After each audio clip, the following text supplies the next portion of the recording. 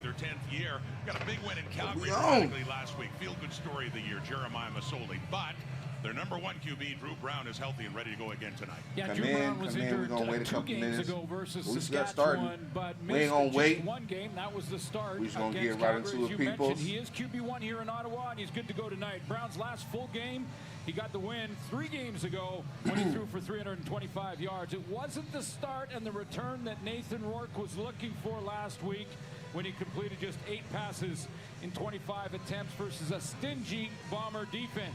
Rourke and this entire offense is trying to get on track after having some tough outings over the last 3-4 weeks. Always a sentimental visit for Lions head coach Rick Campbell, who was the first ever head coach of the Red Blacks, won a Grey Cup here in 2016. And that same year, he hired a new special teams coordinator by the name of Bob Dice, who was never left Ottawa in his second full season as head coach. All right, here we go.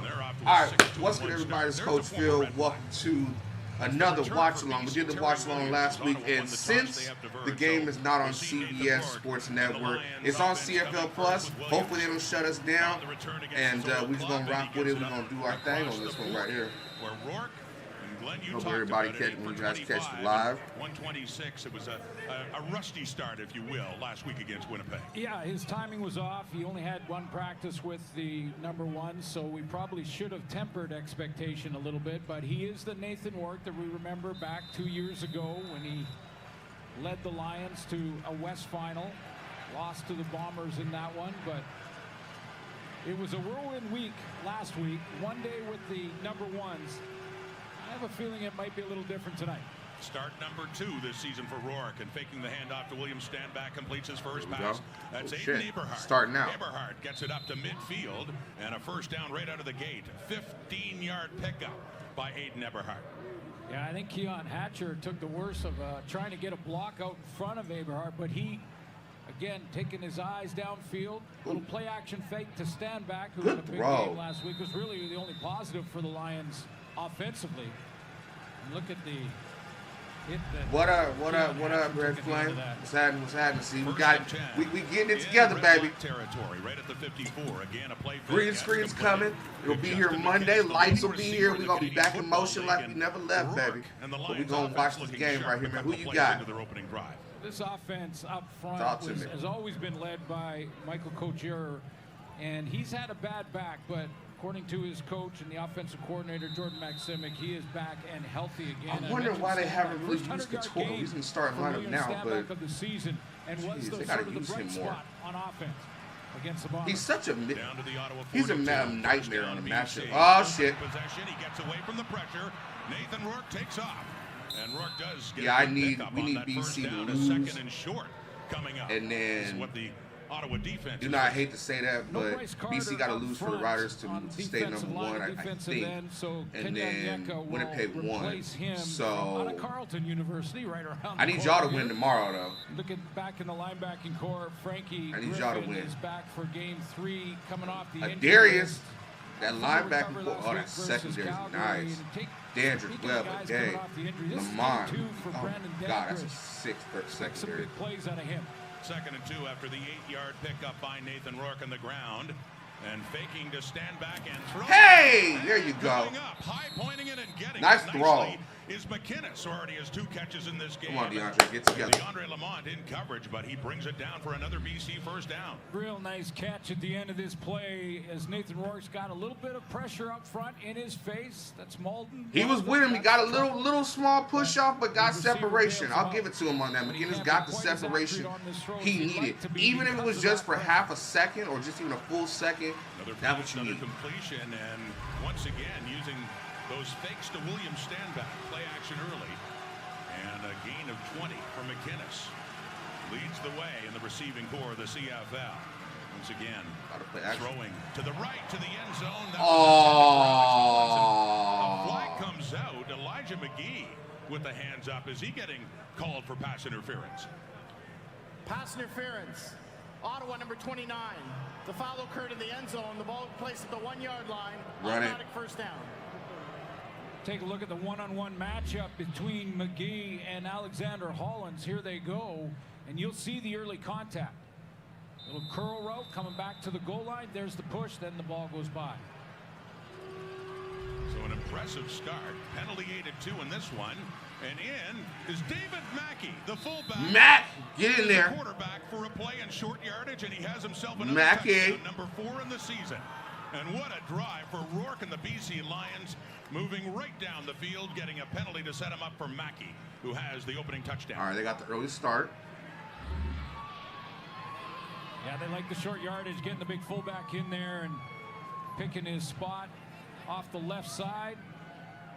And no question, that ball crosses the plane. Great opening drive on the road for a team that has struggled in a big way over the last month offensively. And that was, we're only one drive in, but the kind of thing we got used to with Nathan Rourke in 2022. Where the live at? Looking sharp early on. 6 plays, 69 yards in just over 3 minutes. The point after. Field goes up. Reliable Sean White. And it's good. One more on the board. 7-0 to score. BC Lions have won 8 straight. Yeah, Ottawa defense got to lock in early, man. You can't let Nathan Rourke just play action 3 out of what, 5, 6 plays that he did. On the road. Nah, you can't do that. Can't do that. But the secondary, they're an aggressive secondary.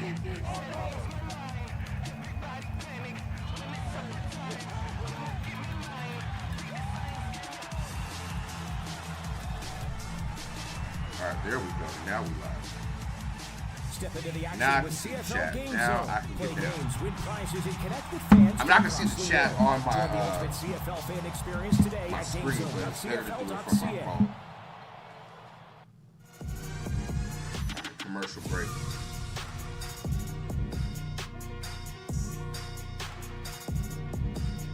I like this music they be having playing on the commercial break.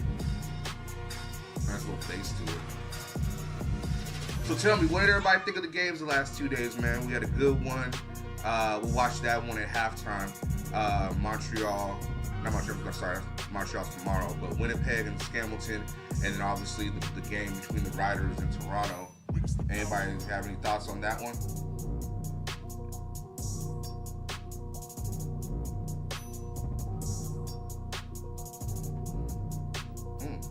Hey.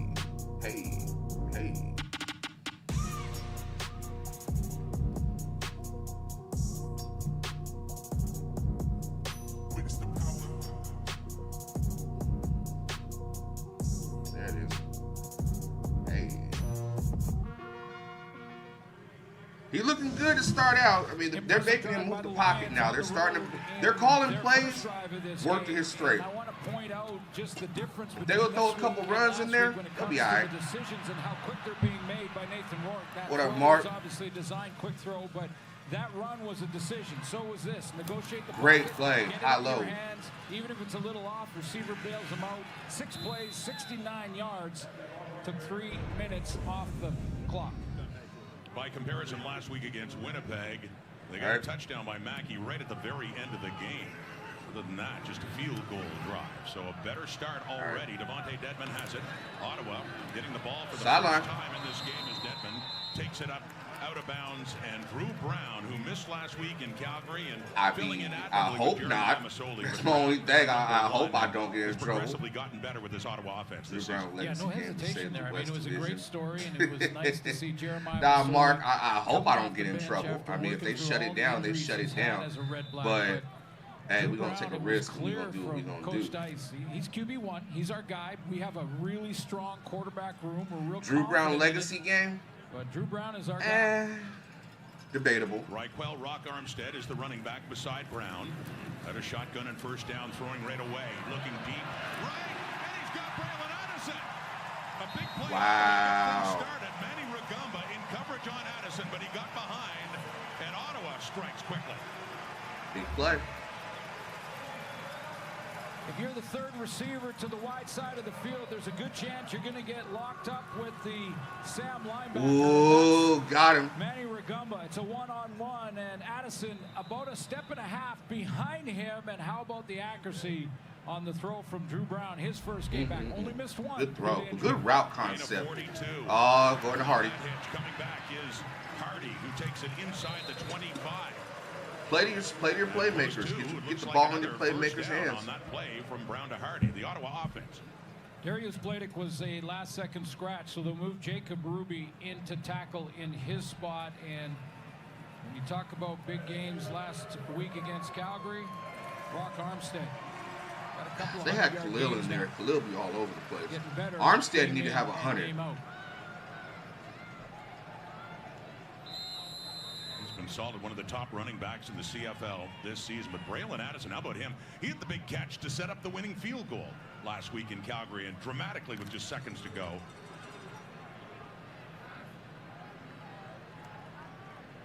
This is a good core, top to bottom.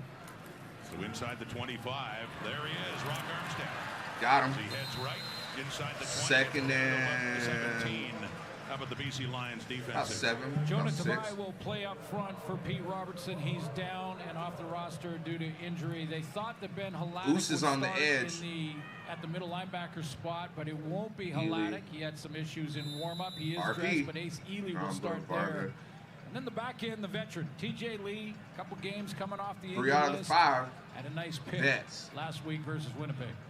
Ottawa's first possession, one big play to Addison has moved them down in scoring range, swinging it out. Oh, you got to reel it in. Now they got to go for a Varga was field goal. bearing down, but he just couldn't hang on to a very catchable ball, and like he was That already was a touchdown. making plans to take it upfield. That falls incomplete. 3rd down and 4 coming Or up. at least I think get you're him right, in the That's get him in exactly what he was doing. He was trying red- to deeper in the catch red the zone ball right there. as he was cutting back inside on Varga. Varga was in a dead tear to try and get out there and Damn. track him down. He was behind him by 2 yards. And a nice cutback. And It would have been a if he caught it, he cutback too. Possibly could turn the corner, so he was hustling to Got get 3rd there. and 4. And I think Armstead tried to make a cut before he had secured Lewis the ball. Rich. Lewis Ward, Lewis the Rich walk-off Ward. winner, his 3rd walk-off winner this season last week in Calgary from 51 yards. This much shorter from 24 to get the Red Blacks on the board. And it's good. A chippy. He is 34 You and guys the most 38 accurate in the QB field goal in the league. department. Ooh. Nathan Rourke, last time he had the ball. First time in this game, down they went. That's a good Leading to question. A touchdown drive. They're about to get it back.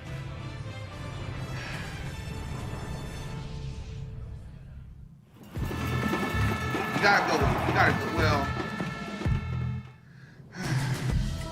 I don't know. That's a tough one right there because the QB play has been up and down a lot this season. You gotta turn that down. Loud. A little loud. You want to talk about the most accurate QB in the league right now? Accuracy-wise, that's tough because the QB play has been so up and down. I can't really say who. I mean, if you want to talk numbers, then it's Bo. Bo is most accurate right now. Accurate, whatever you want to call it. Drew, when he's healthy, he can be accurate when he wants to. And Zach Collaros, I mean, when Zach is on, he's on. He's accurate as hell. Trevor, throw him in the conversation as well.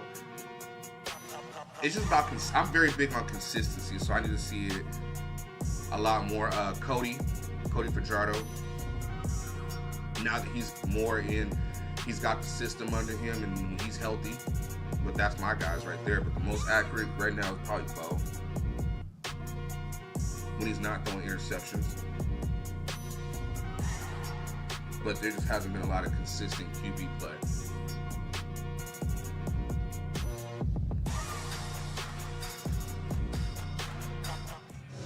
All right, we're back. There were high expectations of Nathan Rourke last week for his season debut back in the CFL against Winnipeg. Not as sharp as we've seen tonight, Glenn. Yeah, we mentioned 8 of 25. There's the stats below, but just take a look at this highlight pack, or I guess highlights for the Bombers on defense and the decisions that Rourke, he was at times. I mean, if we're just talking ball, numbers, not sure then where he yeah, wanted it's to go Mitch, with it. but he had one practice with the number 1 accuracy, receiving core. Wasn't enough. well, And he was ball placement. Drew's nasty with the ball afterwards. placement. Pause. Face the music. He was really disappointed in the way he played, and it's going well so far. Another completion, nice. 4 for 4. 3 of those going to Justin McInnes, the CFL's leading receiver, getting it up across midfield. Well, I thought it was, unnecessary for Nathan Rourke to apologize to everyone for his first game, but he also heard the hype and he heard everyone talk about his return and all of that, and he knew he let a lot of people down, or at least he thought he did. Oh, they're running it now. Gain of 16, and William Stanback finally gets a carry. Okay, good tackle. But a lot of fakes to him just about every play on that previous drive that ended up for a touchdown. You know, the Red Blacks are worried about 31, a 9-yard pickup. The standback has been very productive this year. Boy, and especially in his last 2 games, Rod. I mean, you know, when Good play your call. last 2 games are averaging as the tailback almost 7 Nice yards. off tackle. I mean, that's success from that spot. And Rourke short yardage on a 2nd and 1, getting the first down. Yes, standback. It was a slow start in the ground for him for the ex-Alouette, but 3rd in the Canadian Football League in rushing now coming into this game. So Nathan Rourke, after the game last week, stopped the questions for a second and said, I just want to start with a statement basically saying, I apologize. That wasn't my best effort by far, and I can already see a difference in how quickly Defense he's got to making step up decisions. right here. Very true. Looking much crisper so far, and he gives 2 stand back. Yeah, Said they had faked to him all along before, and now he's got a couple of carries, and he pushes his way inside the 40. Here's what William Standback did last week. Yeah, coming into the week, 2nd in the league to Brady Oliveira in the CFL rushing title. And this is, and I mentioned really the only bright spot, because when you only complete 8 passes, when that's there's really not your many whole receivers offense that right have big there. nights, and certainly the quarterback didn't. That's So nasty to have. was there But anything you at some could point, kind you of got to build go on play if you're a action. BC You got to Lion go or get the Lion ball in fan, the and it receiver's was hands. number 31. And for Nathan Rourke, they get that A running healthy game William going, too. Standback That's is a real problem for scary Ottawa's back. offense. If he's looking much sharper in the passing, the whistle Timeout. goes, and a BC. timeout is called by the Lions. Yeah, I think Rick Campbell called that from the bench because he saw the 20-second clock was about to expire, and they didn't want to delay a game. Got to hurry up. Got to get on the line. Nathan Let's go. Rourke, 10 games in his 2nd year in the CFL in 2022, and then he had the Lisfranc injury that put him out until he came back for the Western Final. But he was on an historic pace in terms of yardage and touchdown passes. Jordan got to call a and good completion game right here. percentage. And now He's working with his stressed offensive already. coordinator, Jordan Maximic, again. And despite the familiarity, it would take some time. coming back. Yeah. In retrospect, we should have tempered expectation with 1 practice with the new group. Come on. Hardly playing at all in the last 2 years. 2nd and 4 at the Ottawa 37. Underneath the Caught coverage. again by McInnes. Found his way open, and good Got a yardage tackle. after the catch for Justin McInnes. Rourke and McInnes have something going early in this game. Yeah, and you know, with Justin McInnes, that long stride and the big frame that he has, we always talk about the. Look him find. He He can finds also the break soft tackles spot with that right there in the stride. zone. He's got good solid base there, and as he twisted out of that, his size helped him. Push him Back forward. to the ground and Standback, who gets it inside the 10. That's after a 26-yard pickup on the latest pass from Nathan Rourke to Justin McInnes. Already reminiscent of a game the Lions had earlier this year in Hamilton, where it was Vernon Adams at quarterback and McInnes was his favorite target, and he ended up with over 200 yards receiving and matched that against the Riders the following week. He shot up the standings in terms of receiving yardage and is still on top. Look at Rourke, 5 for 5. They're knocking on the door again. Inside the 10, 2nd and 8 at the Ottawa 9. End zone look, soft toss. And just out of bounds, intended there for Keon Hatcher, and just not quite. They're looking for the end zone. It's 3rd down and a field goal situation coming up for BC. Yeah, he was looking for Hatcher in the throw behind and trying to throw it to that back shoulder and hope that Hatcher can make the adjustment and that the ball can be there in the right time. Because if you're throwing that throw behind, it's got to fool. There. You see that McGee cut underneath that. So he put it out there where only Keon Hatcher could get it, or it goes out of bounds. Leading to another one of the most remarkable kickers the CFL's ever had, the ageless Sean White, looking to make it 47 straight. 2nd longest streak. And it's gets good. it. Lewis Ward, his opponent tonight, has the record at 69, but White, another field goal made. 10-3. Brown coming back on at a 10-3 BC lead. Set it up. The program is extremely important to give women an opportunity to get their foot in the door. I absolutely would never have had an opportunity like this had the program not been available. Camp has provided me with a lot of hands-on exposure that I didn't think I would get. There's nothing really like that feeling when you get goosebumps after a game-winning play. So I wanted to have a career where I could help make those moments happen. It gives women a chance to make a difference that we might not have otherwise been given, which is Women's amazing. football program. All right. So far, what we thinking? How they looking? A little slow start. Both offenses trying to find their footing. That first drive for Ottawa, they needed to get that. They should have scored on that one. That should have been 6 easily.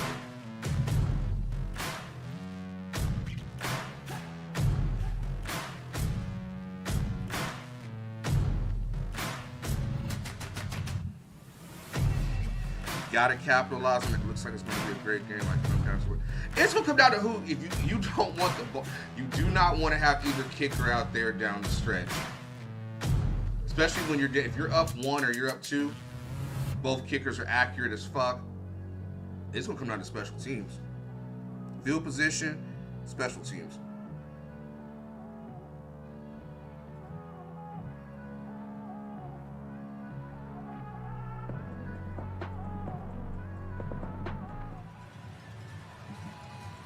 This, the 10th anniversary of the Ottawa Red Blacks. They are honoring the all-decade team here at TD Place tonight. And there's good food out there too, boy. It's rings and things. Brad Sinopoli there. Backwards, yeah. Yeah, J. Michael Dean. Patrick Lavoie saw him earlier at a Grey Cup touchdown in 2016. So Ottawa ball, but in behind. Oh, that's how you get downhill. Good job. In behind, back at the 30, Manny Rigaud. Don't wait on it. Just go get it. On that first down for Ottawa. And we talked to Ryan Phillips, the defensive be aggressive. For the That's Lions, where RP's defense has got to be more aggressive. Losing skid that the Lions have been on. And go get the ball. Said, the first thing we've got to correct is the fundamentals of tackling. So at the beginning of the year, we were a very good tackling team. And over the last 4 or 5 games, we've missed a lot of tackles, and that's kept us on the field longer than we want to be. And that was a great open field tackle by Rugamba. Saw 41 there in the middle. Ace Ely, as Glenn had talked about, with Ben Hladek not playing. He's hurt. Ely's in to start. Middle linebacker. So the second down and long. Nick Martner has it, and he gets closer to the original line of scrimmage. Back to the 40, still well shy. Hey, Mom. It's a nice play by University of Regina Ryder Varga here, because he's going to hustle out. You don't see he's on the left of your screen, but he's going to hustle out. And what makes this play is that he goes to the outside shoulder and makes. Well, he would have kept his footing. He could have at least gotten back to the original line of scrimmage. Martner has to go back against the flow, and that's where all of Varga's friends are coming from. The punt by Richie Leone. It's taken by Terry. Oh, Terry's on! Terry! Here we go, Williams. Leone. Cut, Terry, cut! Territory down to the 45. Terry Williams, who was traded by Ottawa 2 years ago after they reacquired Devontae Dedmon. And that must be sweet against his old club. 36-yard return for Like Terry I said, Williams. special teams, that field position. Lead, and they're back in the Ottawa zone.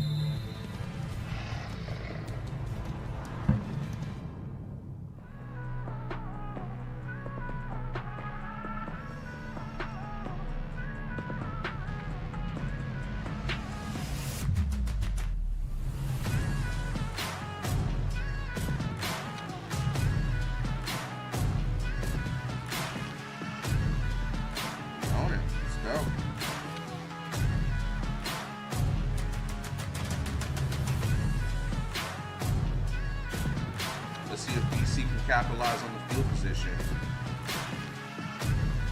or is Ottawa going to actually stop him right here? Create a turnover.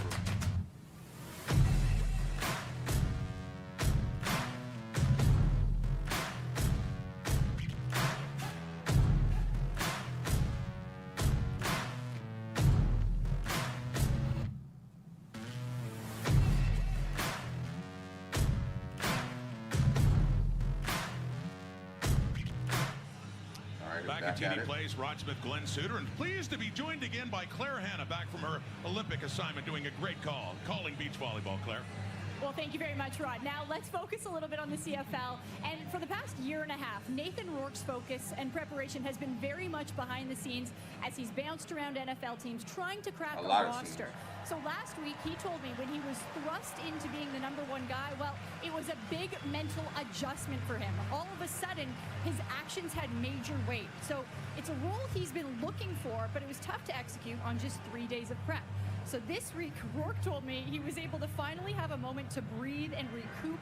And here's what's interesting. They had Monday off, but Rourke instead decided to practice. He said looking at the film, he felt his timing was off, so we went over some of the throws that he missed, got more comfortable with the receivers, and he says hopefully the rust has worn off, and it sure looks like it so far in this first quarter, guys. Boy, no kidding, Claire. The way he's played so far, and 2 scoring drives, a touchdown, then a field goal, and then they have it again at the Ottawa 44 after that great return by Terry Williams, throwing again. Leading another this time for the first time in the hands of Keon Hatcher and his second target. All right, Hatch. So sets up a second down and short here for BC.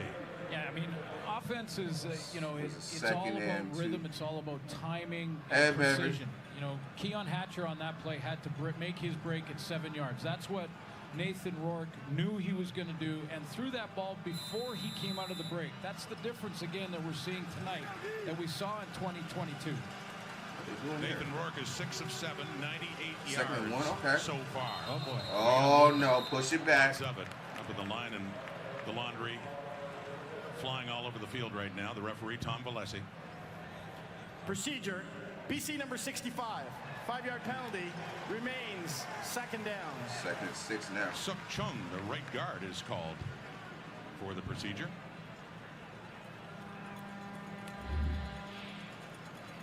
Make sure you guys like the live, man. Let's get the likes up on this one right here. A little bit of movement there. Share it out. I think there was a couple others that jumped as well.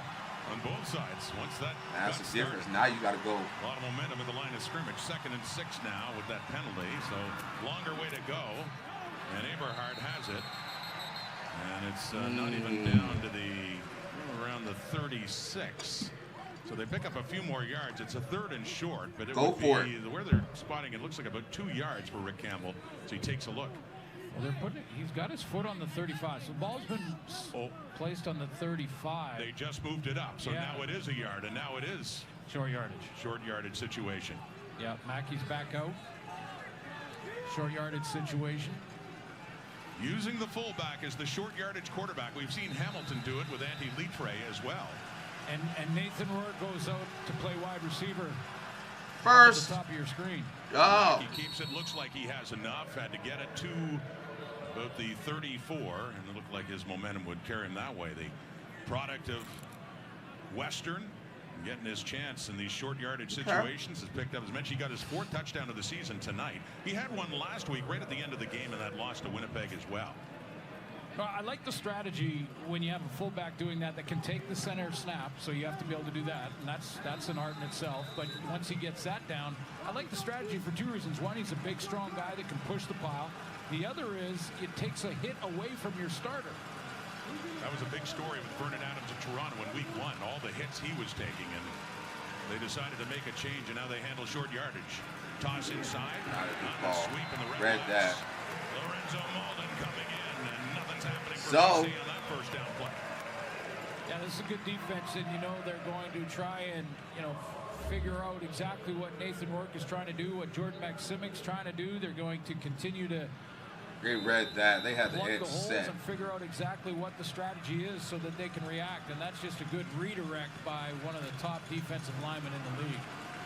It's hard when you're that big to make a tackle like that in open space. A member of the Red Blacks all-decade team, as is Cleon Lang up there, still playing. 2nd and 11. And again, McInnes. But that's the final play of the first quarter and doesn't get down to the 30. We're going to have a 3rd down. Looks like we're going to be seeing Sean White coming back on to start quarter number 2 and try to keep his streak going. The Lions trying to end a 4-game losing streak against the red-hot Red Blacks. Back at TD Place in a moment here on TSN. Goodness.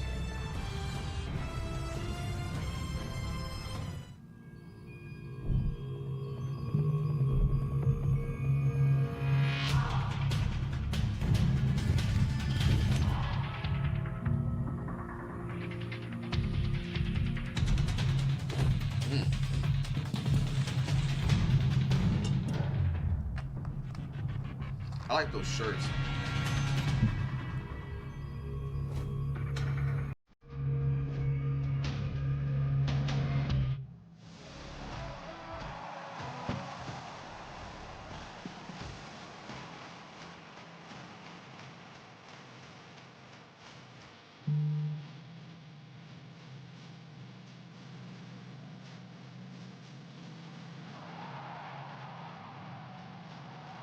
Can't wait for it, BC.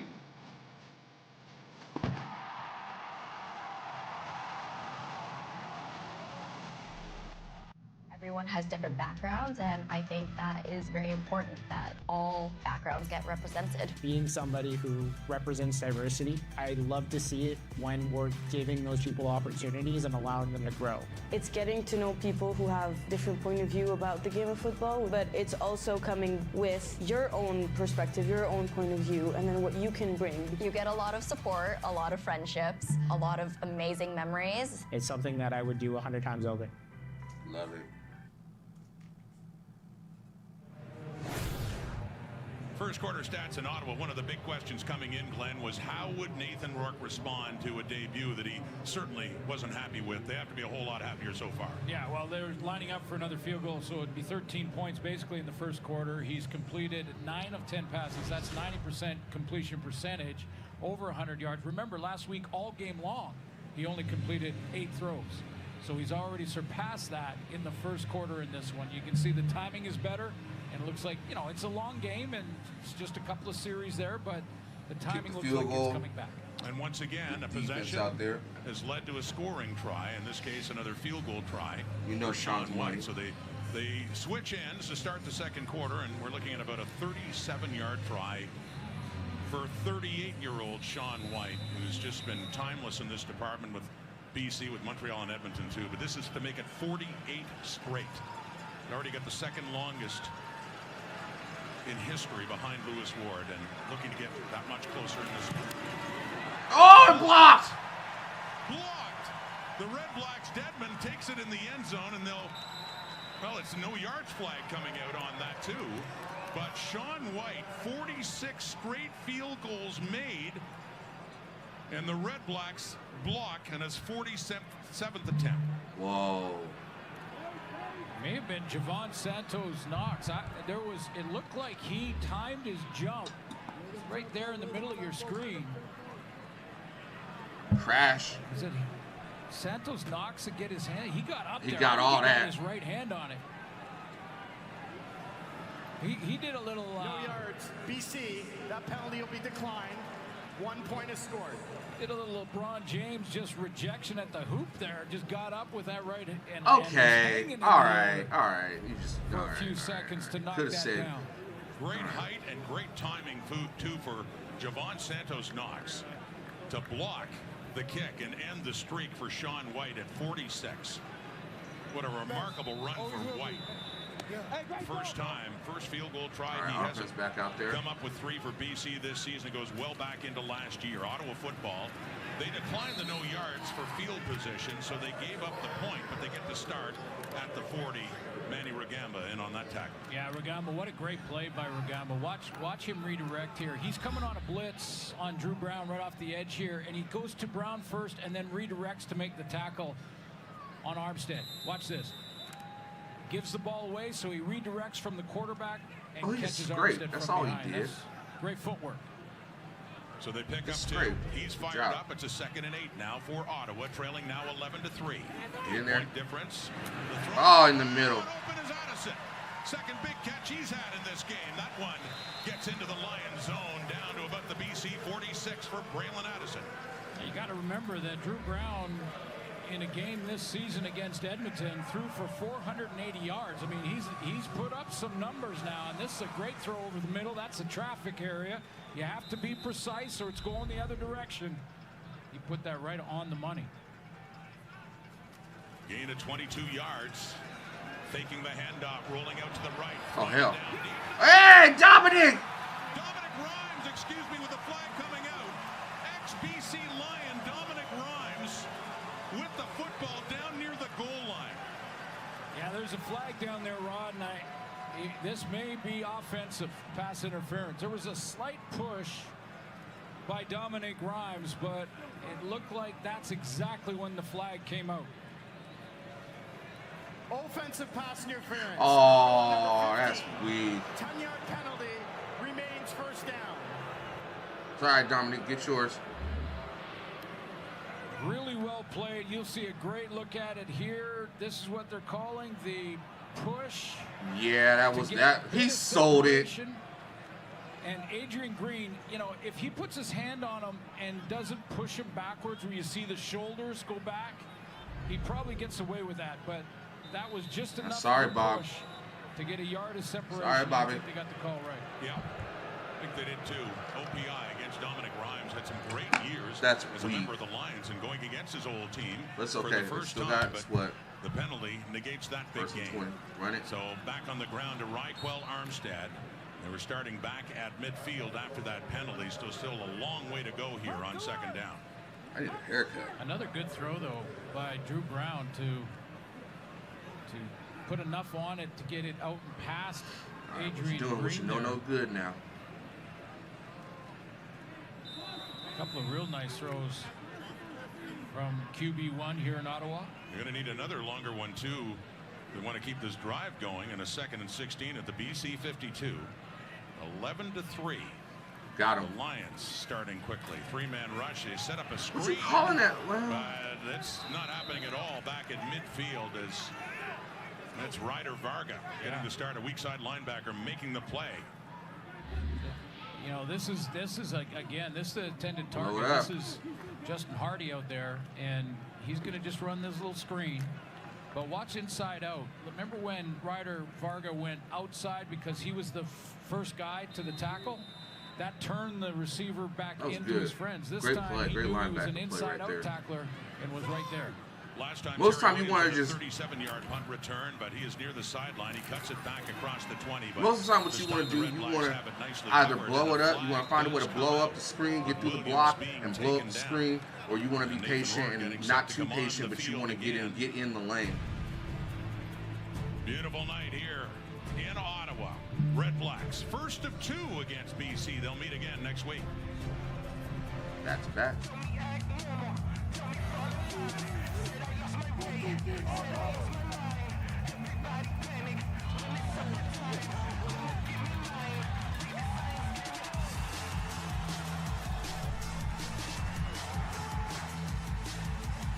Step into the action with CFL Game Zone. Play games, win prizes, and connect with fans from across the world. Join the ultimate CFL fan experience today at gamezone.cfl.ca. Commercial break. That was a cold bailout, though. Damn.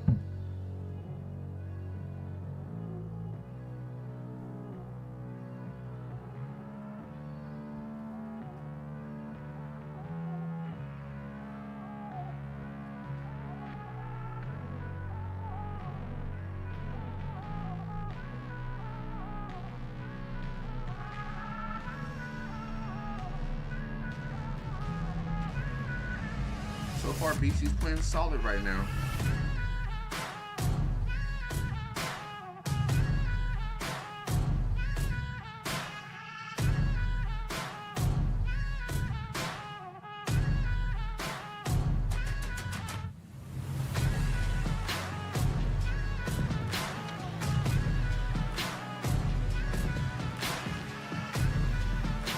I can't believe they even blocked that punt. I mean, that kick. That was really good on their part for Ottawa, but they didn't turn that into some points. And that guy, Cody Fajardo, he is back after missing 3 games with a hamstring injury. You can watch it on TSN tomorrow, 7 Eastern, 4 Pacific from Molson Stadium in Montreal. Edmonton and Montreal, they certainly have a history, don't they? Going back a long ways and renewing it tomorrow. And Edmonton coming off that huge win over the Hamilton Tiger Cats. The Elks have won 3 straight. And the way the West has been going lately, don't assume anything. Edmonton's getting right back in it. Nathan Rourke back on. Good run, William. Back right side. First down and gets it across the 20. I mentioned the history. They had met in the Grey Cup 3 times in the 50s, but then started a run in 1974, 50 years ago. The Alouettes fell behind at Empire Stadium in Vancouver, but they came back Marv Levy was their head coach. Yeah, it was slick back at Old Empire. And they hoisted the Grey Cup in 1974. 50 years ago, Suits. And the Alouettes will celebrate. Yeah, there's been a few more rings added to that Grey Cup, hasn't there? But yeah, and they'll be wearing those retro jerseys. That game tomorrow night. That tomorrow, they remember the 74 champions in Montreal after a 13-yard pickup stand back. Sack! Under pressure, and they've got him. Nathan Rourke is sacked. He's taken down back at the BC 15-yard line. And it's Cleon Lang from the inside getting some push and helping out in that Ottawa defense. They're physical up front. They can win a lot of battles without sending There it blitz. is right there. That's what they needed. This time it's just good control pass rush, and then Cleon Lang up the middle finally Clean up beats guy. his man and gets home. But they can get pressure with that group. Mike Wakefield's having himself a season. Of course, we talked about Lorenzo Malden and Cleon Lang, the veteran. Onyeka with some fresh legs. Gotta throw it here. Loss of 6. So second and long, BC off to the left. Pick! It's intercepted. There are lots of red blacks in the area when that ball came down. And Ottawa takes over the third Go interception celebrate. thrown by Nathan Rourke since the comeback. In the hands of Elijah McGee with his second pick of the season. McGee was Nice. sitting outside. Keon Hatcher did not Moving know around. that he was Movement. there. He's running a deep out. That's the Good throw twist. that Nathan Rourke wants here, but look at the coverage. McGee wanted them, but he was the He's high looking guy down sitting his on the outside passes. shoulder, and Keon Hatcher didn't know. He was waiting for this ball to come down to him. He thought the only 2 defenders were in front of him. Look at McGee go up and get it. Bennett Williams was there, and DeAndre Lamont and Cleon Lang. What you think about that, chat? Is that backbreaker? Is that an early backbreaker right there? And Nathan Rourke. Can Ottawa put points on the board on this one? Last week against Winnipeg, and after a very hot start in this game, cooling off there with the pick thrown, the BC 34. It's a 1st and 10 for Ottawa. Drew Brown faking the handoff off to the right now for Call your blocks. X-Lion down to the 25. Last catch was negated by a penalty. That time he has a pickup of 9. Yeah, going back to that offense cooling off, Rod, pressure can really cool you off. A good pass rush can cool off an offense in a big way. That last play, just trying to get Rhymes back with the ball in his hands. He's been targeted a bunch more over the last 4 or 5 games for Ottawa. It is now their second leading receiver behind Hardy on the Red Blacks. It's Reichel First down. picking up a few yards. He had a big game last week in Calgary, well over 100 in that game. Yeah, we had a good talk with Dominic Rhymes this week and got a chance to ask him about his time with the BC Lions, his time with Vernon Adams and/or Nathan Rourke, and how, you know, it's those I would'ves, the I would've moments, right? And when you're practicing against your teammates, it's the I would've moments. You know, those moments where you're standing right beside them in a play and practice. What up? I would have knocked the ball down there in a real game.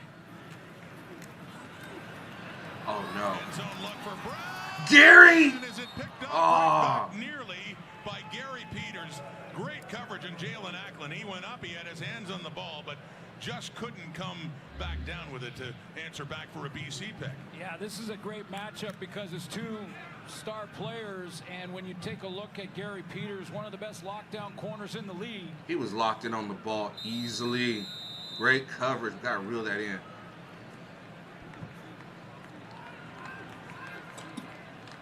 What up, Eker? How you doing, young bull? So it's a 2nd and 10 at the BC 22. Touchdown denied by Gary Peters. Drew Brown. Yeah. Oh, right here. He has time over the middle. Showtime! Touchdown. Jalen Acklin. No lack of Acklin. That's Acklin. Went right back to him. And yeah, beautiful pass. Aw, to get the Red Blacks that's a so nice touchdown. of you to say, bud. Sudden change, and the Ottawa Red Blacks take full advantage. Don't waste too much time. When you get that turnover by your defense, you want to come out and just keep that momentum going. But look at the timing on that throw and the accuracy. Ryder Varga is in chase position. Thank you, I appreciate that. and that ball goes right over his shoulder and drops into. Don't be using the words Mr. Field be saying. Make BC and Nathan Rourke pay for the interception by Elijah McGee, and they get the touchdown off it, and they'll go for 2 now to tie this game up. Approaching the midway point of the second quarter, and Ottawa with the touchdown, Jalen Acklin. Touchdown number 3 in the season for him. 11-9. Punch it in right here. Do something. Oh, there's a soft spot right there. Give it to Armstead. For 2 points. And there's contact. Braylon Addison wants a flag. Manny Rigambo is in on him. And Bob Dice has the challenge flag. Challenge it, Bobby. Challenge it. Ready to use it by the looks of things. Waiting for word. Yeah, he's waiting to see a couple looks. It's a scoring attempt.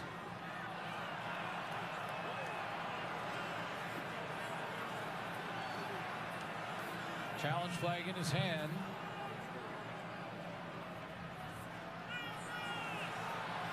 Call it.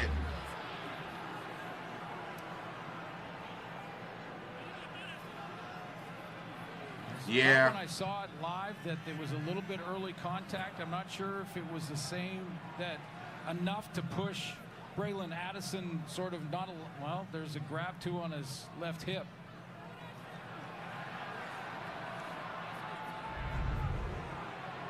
Addison, after the Acklin touchdown, Addison immediately came up. We'll wait and see how they sort this one out.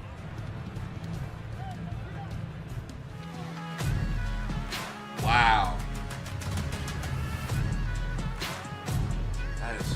That's a tough one right there. But he did get him.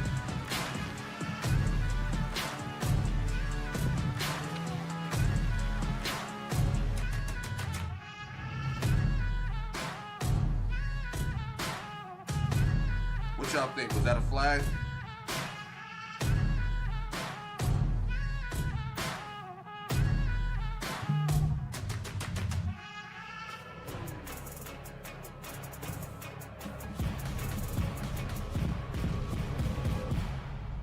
I think it was a flag.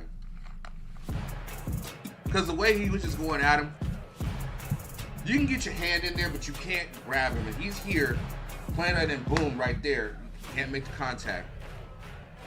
So that ball hits his head, you gotta break it. That's a flag.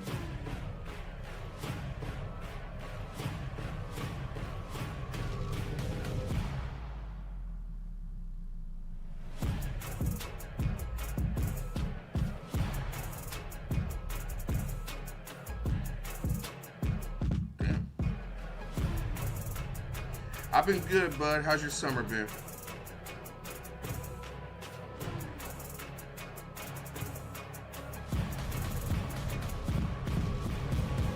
How's the family?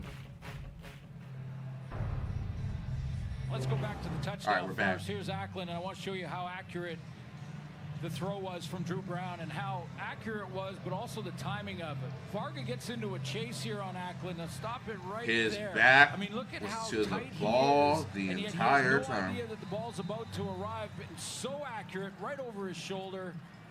Good concentration. BC's winning right now. Oh, there was no flag. Wow. No penalty on that 2-point try, no challenge, so it is a 2-point game. BC still leading. Terry Williams on the return. The team in gray is winning right now.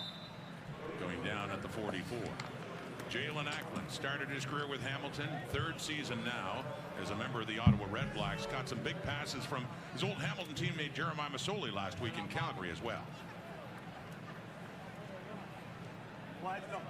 Yeah, really coming on the last couple of games as well. And, you know, the only thing that I think is sort of missing from his game that we've seen before in a big way is those explosion plays. Mr. Masoli. Had a few in the first 5 games and kind of disappeared, but he'll take a touchdown throw. Nathan Rourke back on after throwing the interception to Elijah McGee. They run it and stand back trying to go left. You got to have more than just Williams. With Malden there. Down he goes around the 44. A short gain there for BC. 2nd and long coming up. Yeah, we're starting to see this Ottawa defense settle in now. I think in that first couple of drives, Nathan Rourke timing was very good. Some real accurate throws, tough to defend, even when you're playing the right defense. But Baron Miles' group has settled in this second quarter. Got some pressure. Got all the weapons, Baron. The turnover. They got him in second and long again. Talk about facing your old team as a player. Baron Miles, a Hall of Famer, many good years in BC. Oh. From the 45, Rourke escapes the pressure. First down. Takes off. Get down. And across midfield, he's still on his feet. What a run by Nathan Rourke. Still going. Rourke. All the way down and out of bounds. Deep inside all territory. 2 years ago here, he had a run for a touchdown around the left edge for 50 yards. Pretty good run there for number 12.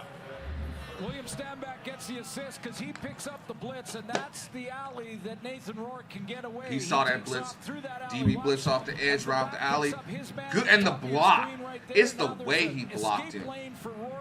Seal it. He puts on a show after that. A good move there to break outside and break a tackle. Another tackle broken there. Back to the inside. He had a big run a couple of years ago right here in Ottawa in short yardage that scored in this corner of the end zone. That was for 50. This is for 51. This is the longest run he's had in his career now. Both of them coming in Ottawa and back to the running of William Stanback. So another momentum swing going BC's way. Their lead is down to 2, but they are threatening again inside the 10. I love the reaction from Nathan Rourke after the run too. We know. You know, he can feel it. He can feel that it's starting to come together again. His game is starting to return to him. Can't wait to hear our Hall of Fame quarterback's opinion of it at halftime. We will, I'm sure, coming up 6:10 on the clock and counting down until the half, 2nd and 5. Rourke and the Lions threatening again. 4-man rush off to the right. Stanback just can't hang on to it. He would have had a chance to take that into the end zone. That close. They're going to go for it? Well, I think you would have scored, yeah. I mean, it doesn't miss by much. I think Rourke is trying to pull him away from any defender that's in chase. No, that went right through his hands. With a receiver, another with a tailback. Gotta reel that in, William. Stanback has 3rd and 5. What you doing? For a tailback, but it's it right here. That's for a tailback. Need to stop. Need to stop, Ottawa. Need to stop. 5 at the 9. They're going for it. Or maybe trying to draw him offside. Or trying to draw him off. I mean, they do have Sean White in the bank as they're facing Bank Street. Time count violation. BC number 12. 5-yard penalty. Remains 3rd down. Well, it's a penalty, but not the one they were looking for. But as said, they got Sean White who what can are come y'all on doing? and look to see if they can increase the lead by 3 more. Yeah, no, yes, sir. You're ready to take that penalty, the delay game. You try and draw him twice. If you can't draw him offside and get the free 5 yards, 5:40 left. There, or at least that was right discipline. Way to watch the ball. Didn't fall for the fake. Game and try to get him off guard. Because Sean White's. I won't jinx him, but this is a close field goal. This is a very makeable. Little chip shot for him, 21 yards, and he's getting so boring. Well, I mean, Javon Santos-Knox certainly made it interesting the last time in this game that White lined up, and his long streak, 47 straight made, 2nd longest streak in history going back to last year, came to an end with the block by Santos-Knox. So White's looking to start a new one now, make it 1. But you're saying that the only way to have Sean White miss a field goal is to block it. Is to have it blocked. And Lewis Ward has been pretty darn good himself. Knew that feeling against Saskatchewan a couple of weeks ago. He was 5 for 7. His misses were actually blocked. Riders blocked 2 of them. So Ward can relate. Although after this, well, he can relate to the remarkable run White was on too. Just incredible. Now, not blocked that time. And it's good. 21-yarder up and through, and we got a new streak for Sean White at 1. 3 more on the board as the lead is now 5 for BC.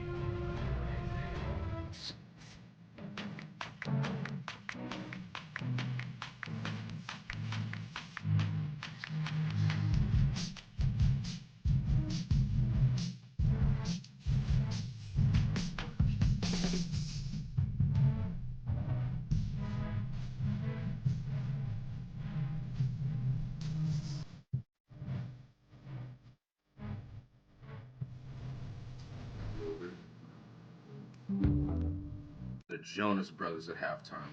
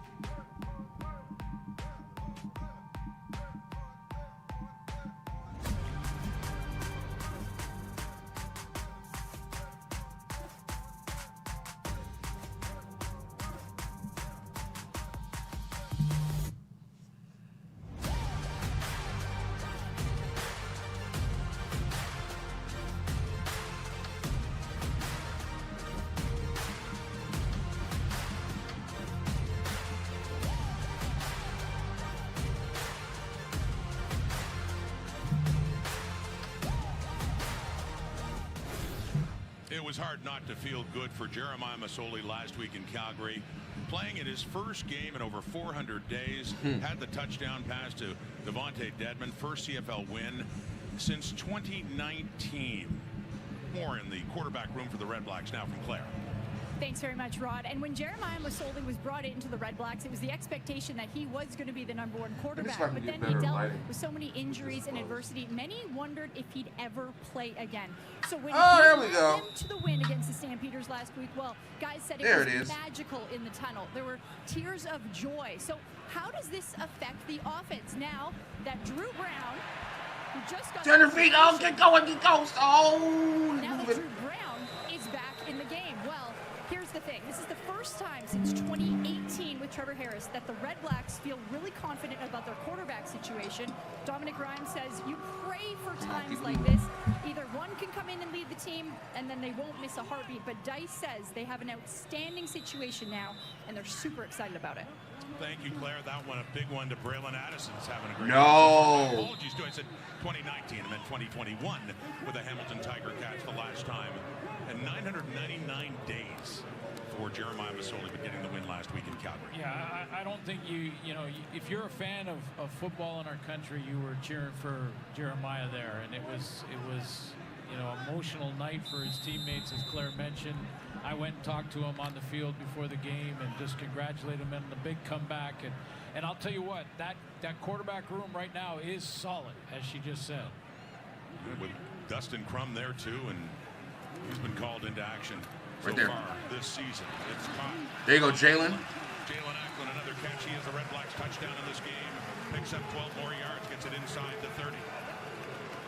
I just marveling right now at the accuracy that Drew Brown is showing.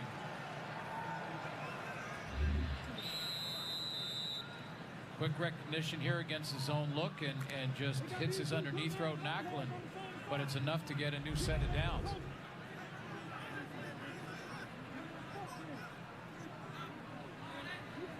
At the BC 29, 14-9, Lions leading it. Get out of there. Josh Archibald nearly got him. Then the production improves as he rolls out to the right. He gets rid of it. Oh, no. He threw it back. But he was heading out of bounds, and it was costly. As now the Red Blacks have turned over the football. Manny Rugamba with the interception for BC. So much good about this for Drew Brown, except one thing at the very end, and that's to break the cardinal sin of rolling to your right as a right-handed quarterback, throwing it gets the grain back into the middle, and the ball just never has enough zip to get home there. Even on the short intermediate throws, across his body, it's just very difficult. You can't get your weight and your shoulder behind it, and it allows the DB to undercut those throws. Rugamba gets the interception, and Drew Brown broke the rule. And a flag came out right at the Red Blacks bench. After the play, 10-yard misconduct, BC number 24. 10-yard penalty, first down. So Patrice Rene, BC 24, said it was thrown at the Red Blacks bench, but it's a Lions penalty on Rene after Manny Rugamba had his first interception of the season. Start a little bit further back towards the red zone, though, after that penalty. Weird call.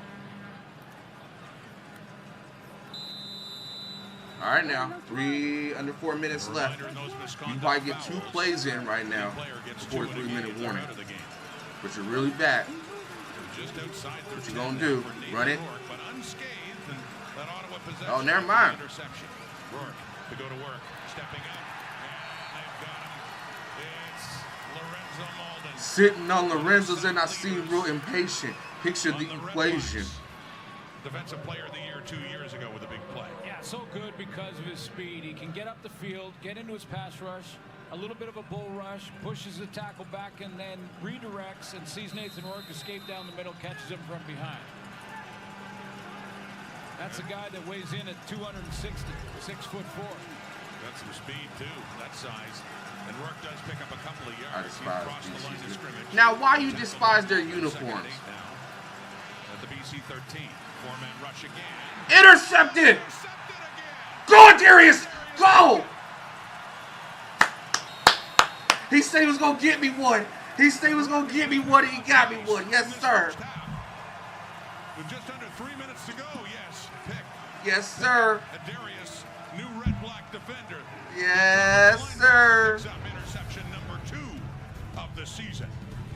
Back and forth they go with turnovers.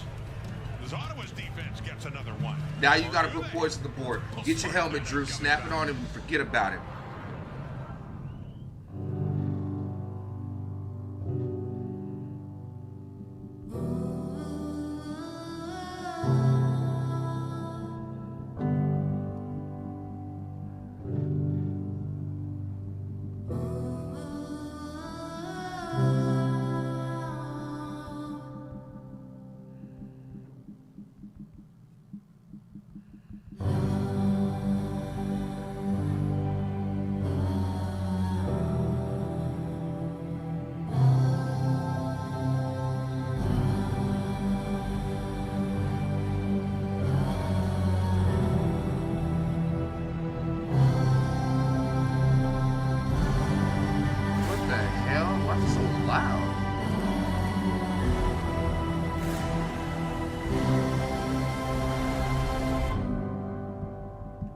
Jesus Christ.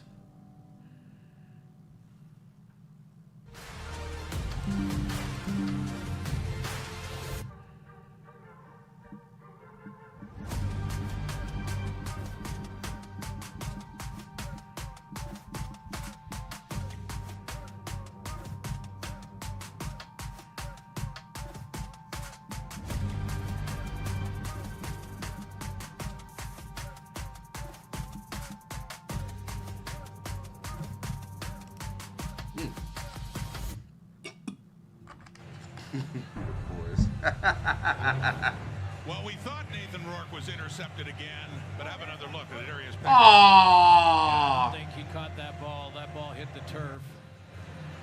Damn, Darius, that was your pick. After review by the command center, the previous play was an incomplete pass. Oh, they wilded. A heck of a play by Darius Pickett to get out there, make that diving attempt. I saw it live. You could tell by his body language he was trying to gather it up off the turf. So the Lions dodge a big one there. I mean, he did. It did, you know. All right, Devontae, give me one. What you think of the walk-off? Man, we're going to talk about that. We're going to watch it at halftime. I need to see it with my own 2 eyes. Stephen Flintoff standing at the Lions end zone. It's a 5-point difference in this game. Under 3 minutes to go. As Flintoff sends it the way. Come on, Devontae, give me something. Of Devontae Dedmon at midfield. No. All right. Works his way down inside the Lions 50. Halftime coming up. I'm more upset about folks talking about Janarian Grant should tuck his dreads. To me, there's racial undertones to that, but we ain't even gonna get into that right now.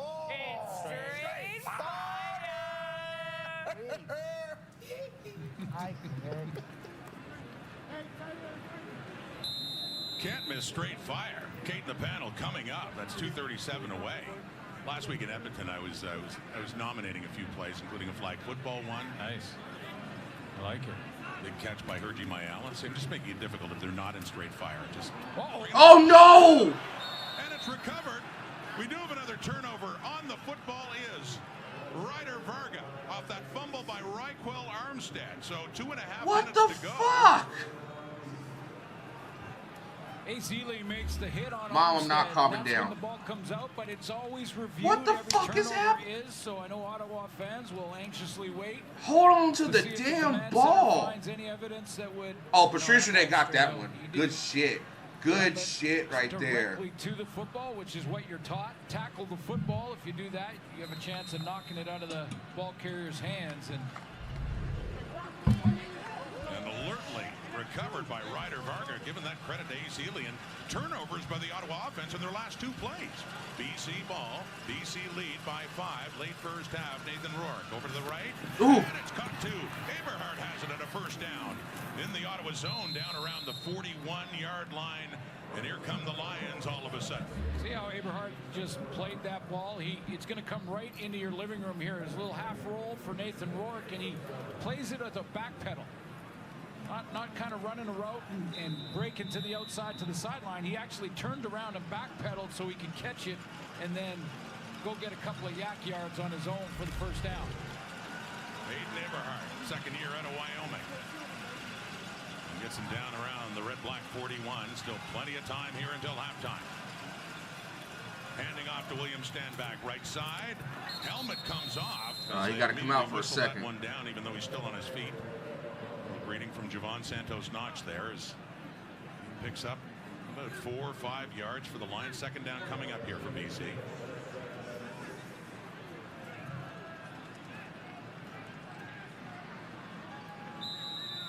Rick looks sick.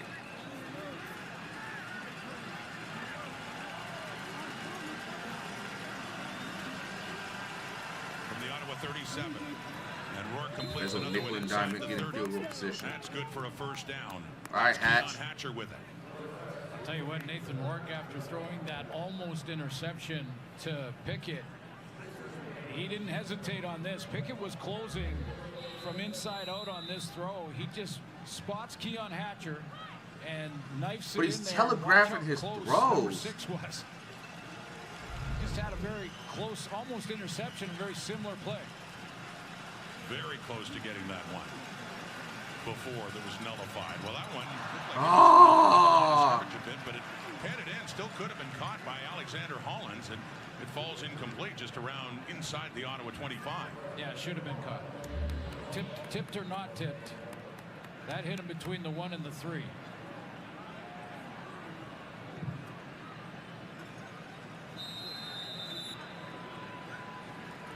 This is a sloppy game. I ain't gonna hold you. That's on Hollins. Just took his eyes off it.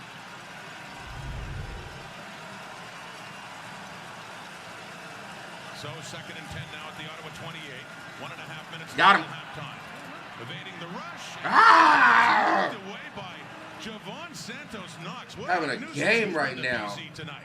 Got the hands up to block the Sean White field goal. Try to end. 1:22. Now they got to punt it. And he just knocked away that throw by Nathan Rourke to force a 3rd down. And Javon's having a good game right now. But this offense has got to put points on the damn board. Pick up a chip. Molden flushes him. See how he tries to throw it around Knox. He reacts, but in behind Santos-Knox was Stanback. So it'll be a 35-yard try now for Sean White. 2 for 3. That one was blocked earlier, and he had a good one, and he has another good one here. And it's good. Get his new streak. The new Sean White streak is up to 2 now after that one of 47 came to an end earlier. Katie, all right, y'all. So at halftime, we are going to react to the Riders and Toronto game. If we have time, then we'll react to Winnipeg and Scamilton. I think we might have time, but I don't know. I think halftime will be 15 minutes. But we'll get one of these done. We'll get them done here live and direct. And they said, yeah, we did. And, we had a contract all worked out, and then we saw that 40 time, and we thought, well, maybe we switch positions. I don't know. Well, you were saying O-line now. Has it really come to that? Well, he has got to get on the way. Somebody got to put points on the board. I mean, Ottawa's got to catch up. This offense is just. They're calling the plays. They're just not getting them there. Pretty fast for me, but it was by Milt standards, and he complains about the timer. But it was 5-3. Get it out. There's a deep look through Brown into coverage and nearly intercepted again. That's Patrice Rene right there with the Red Blacks receiver Dominic Rhymes falling incomplete. Great coverage. This is a fun game right now. I'm liking both teams going at it right now. Nothing's safe. Opportunities. Opportunity. Oh, that should have been a pick right there. No lie. Dominic ran into him. Best chance at it. And at this point, Rhymes is saying, okay, not another turnover. Oh, Dominic. Oh, you got to reel that in, my boy. Barely a minute left. 1:11. 2nd and 10. Very little pressure at it. It's caught there by Hardy. Justin Hardy. His biggest play of the night. And there might be a chance for Lewis Ward coming up soon at the very least. Go for it. Come on. Pick up a 26 yards to get into the Lions. If they get 3, it's they're only down 5. And they get the ball. Comes out of his break here. Little outside fake, and then he's going to got get him on behind the move. Ely, the First move. And that ball arrives right when it needs Sold it to. well. The Red Blacks' leading receiver, Justin Hardy, who now has 4 catches for 24 yards. He'd lost yardage before. That one was for 26. Handing off. Armstead left You're a side little closer. inside If you get the to 40. the 30, you're good. So certainly within the Lewis Ward range. Still 46 seconds to go on the clock. I love that play call. You know, and people say, well, there's only 46 seconds. Throw it, throw it, throw it, throw it. Let's see if you can score a major. But, you know, stay with your offense. Still got lots of time to run 4, 5, 6 plays maybe. Maybe even more if you're efficient. Got to get the first down here. We're at the 37 of BC. Right, the Lions took the early now. lead. Touchdown drive in their opening possession. They've led the whole way. Armstead, few more 29 yards. seconds. He Flag got it. coming out has enough for a first down on that 2nd and 3 play. Flag. Well, Wait to see what the flag is. Yeah, Holding. yeah. Ottawa number 54. 10-yard penalty. Repeat. 2nd down. Come on, it's not the time to be holding. It was 10 yards. Sure does. Yeah. It was, Sione Tahema, I believe, was the guy that drew the holding call on Jacob Ruby. Just look for the defensive lineman who puts his hands up after a play. This is a cut to the backside. Saw 54. Grab the jersey. 28 seconds to go. And it's caught by Rhymes. They say he's in. what?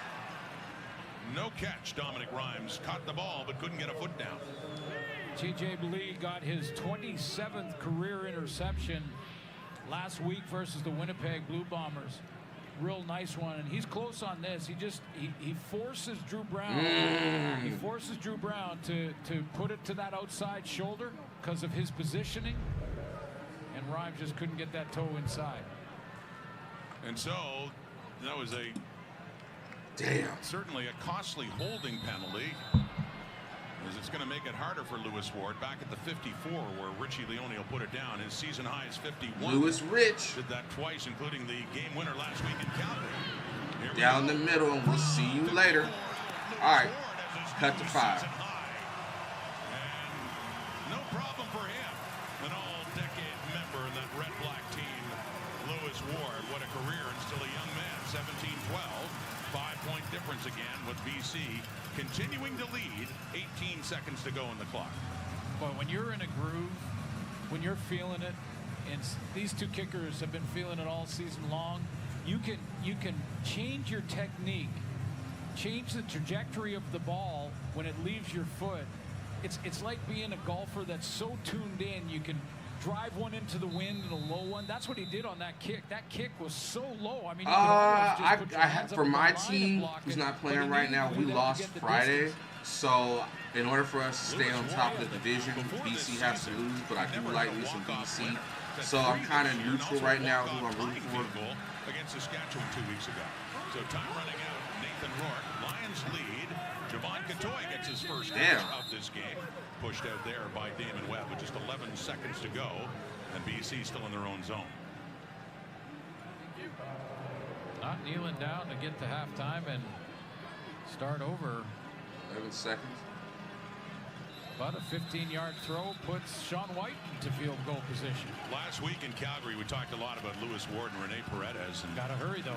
Yeah, they do have to go fast now. That clock just wind it right down. Not happening. But Sean White, remarkable career he's had, too. That streak ending tonight. They just run it down, running it into the dressing room as we are at halftime now. Interesting. All right, halftime. Nathan Rourke, mentioned again, Glenn, we wondered how he'd respond after a little rusty last week against Winnipeg, and he looked very sharp on that opening drive, but things have kind of settled down since then. Well, are you him? Am I him?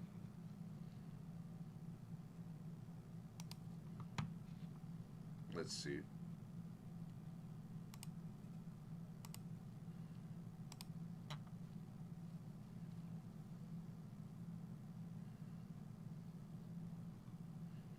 All right, y'all.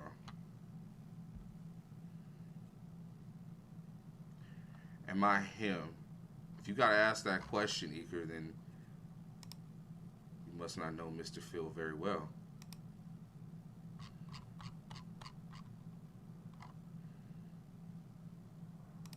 From the grounds of the CNE, we welcome everyone to Week 12 of the CFL, and the Riders and Argos. Much talked about matchup, Glenn, for obvious reasons. First and foremost, last year's most outstanding player becoming this year's most controversial player in Chad Kelly. But his suspension is over, and the Argos are ready to welcome him back. Watching Harris go to work now in a 2nd and 4 after that gain by Hickson. And he completes that, sitting down nicely. Just his 4th start of the season and his first one in 8 weeks. All right, here we go. To Hickson.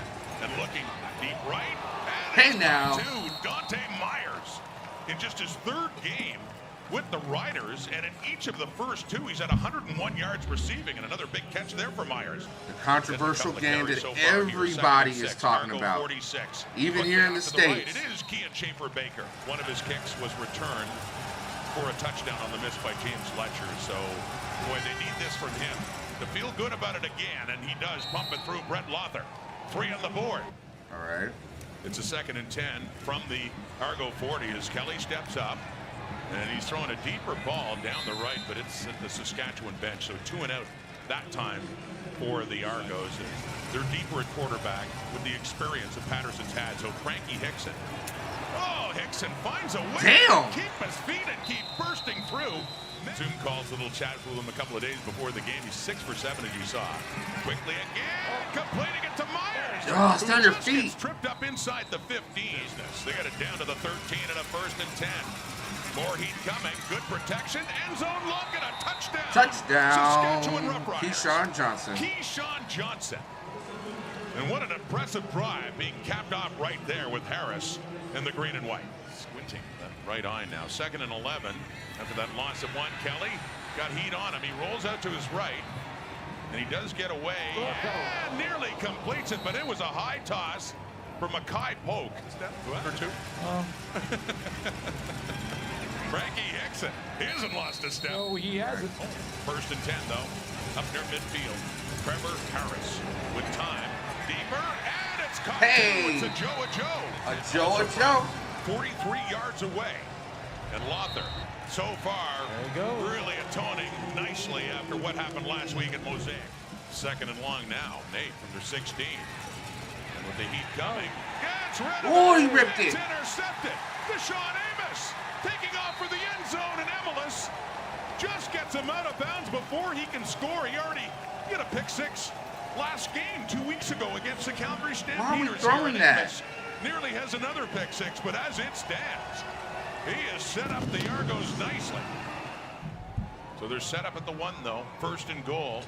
Cameron Dukes in at quarterback, keeps it himself. And it's a touchdown, Argonauts. Come on now. Set up nicely by Deshaun Amos. We usually eat on the goal line stance. What are you doing?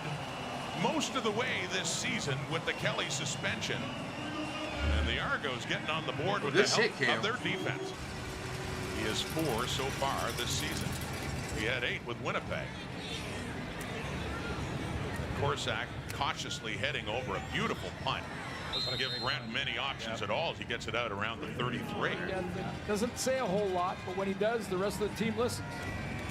He was limited to only 5 games last year. His season ended early. Kelly, the player in his face, he gets rid of it. He completes it too. He drops it in there for Mackay Polk and a big 1st down at the X. Yeah, lots of donuts, lots of deep fried food for number 2. Partaking on that hit screen.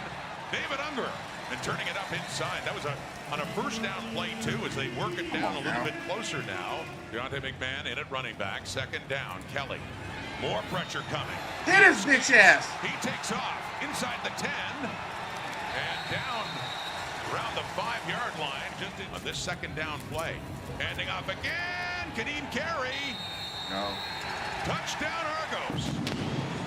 Upon automatic review, the ball carrier was down with contact at the 1-yard line.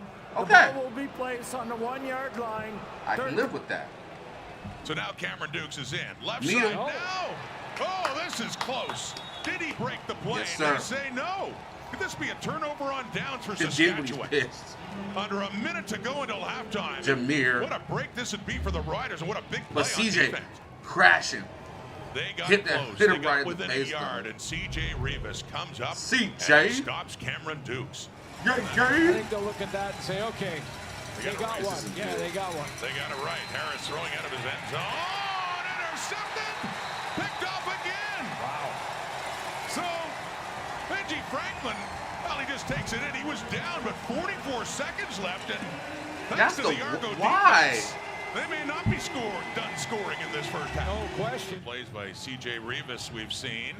Just a three-man rush. Kelly has time. He's chucking it to the end zone. Double coverage is there. Touchdown. DeMonte Coxie has What? Upon automatic review by the command center, the pass was incomplete. Yeah, okay. All right. Well, you can see say. that ball came out as he hit the turf. There was no way. So from 36 now, Laram Hiralawa, first field goal try for him as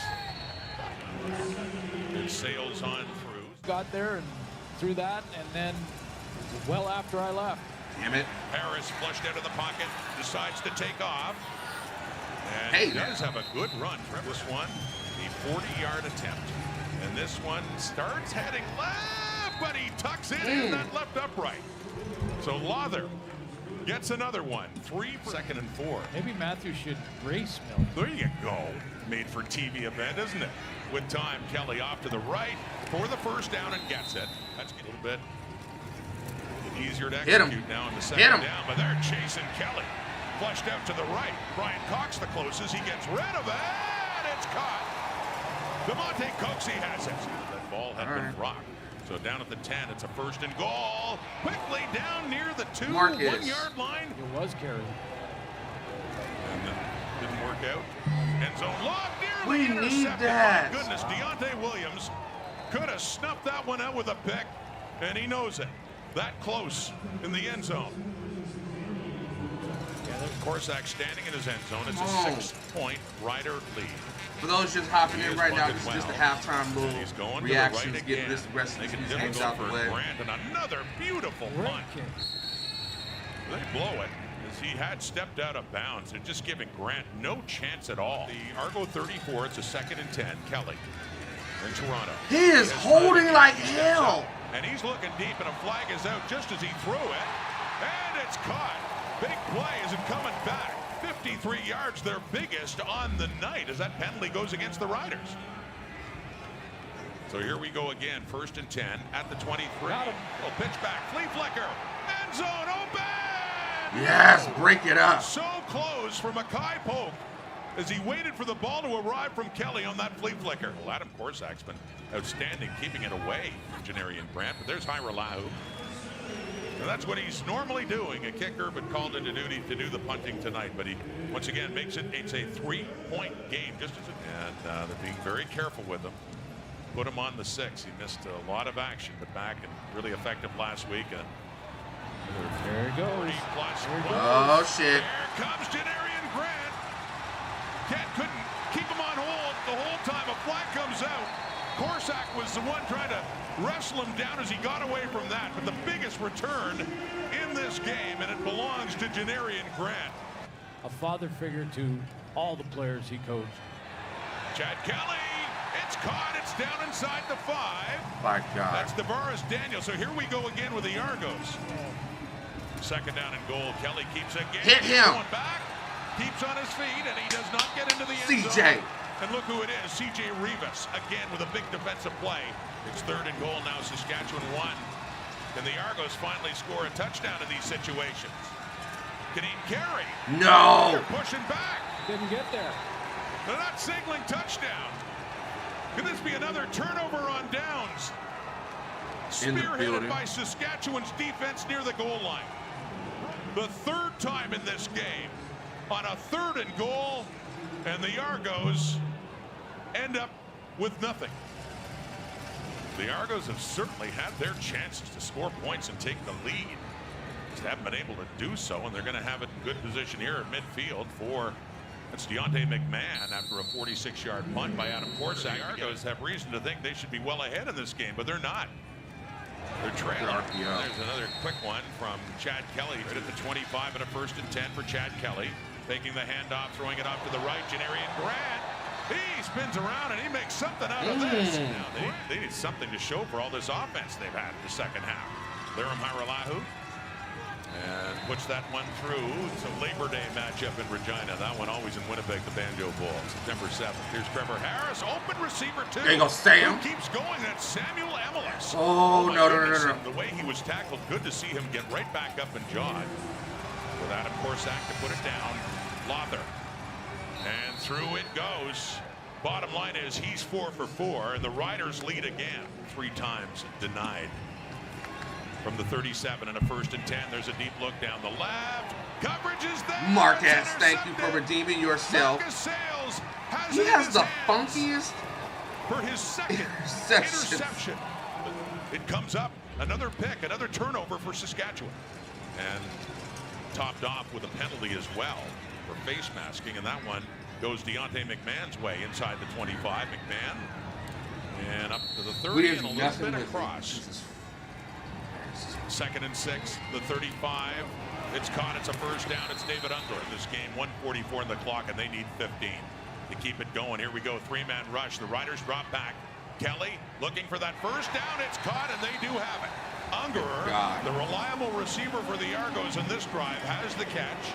Hajrullahu made some clutch kicks for the Argos in his return to the CFL this year. This is to tie the game. And it started left, but it went back. Splits the uprights. 19-19, 1:02 on the clock. Argos, you're right. They'd be licking their chops. Why are we always so damn bad?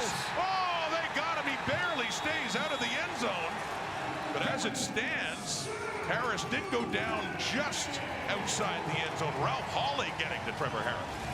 The Riders backed up to their end zone. If they have to punt, be from deep in their own zone. Harris again. It's almost caught.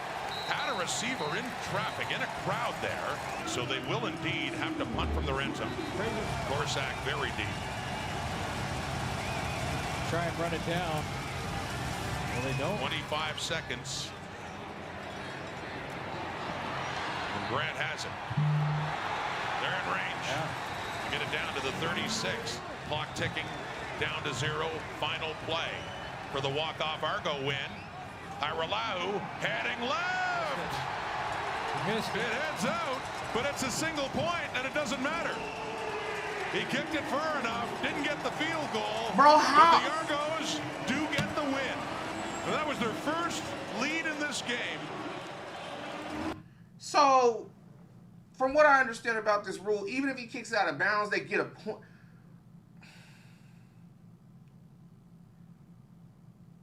That shit don't even make no fucking sense. But I get it. Like, I'm 50-50 on it. Because I let's get back to the game. I have no words. I have none. I truly have no words. This is absolutely just fucking wild.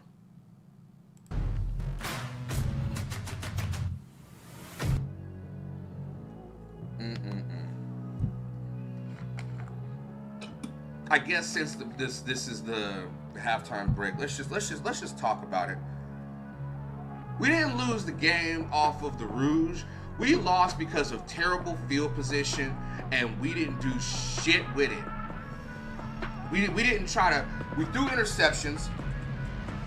Hats off to Toronto. Hats off to them for being able.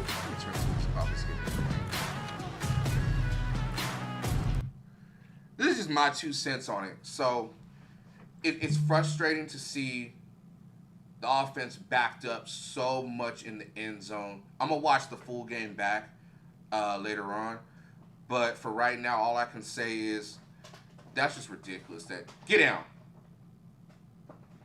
Get down. Down. Down. Down.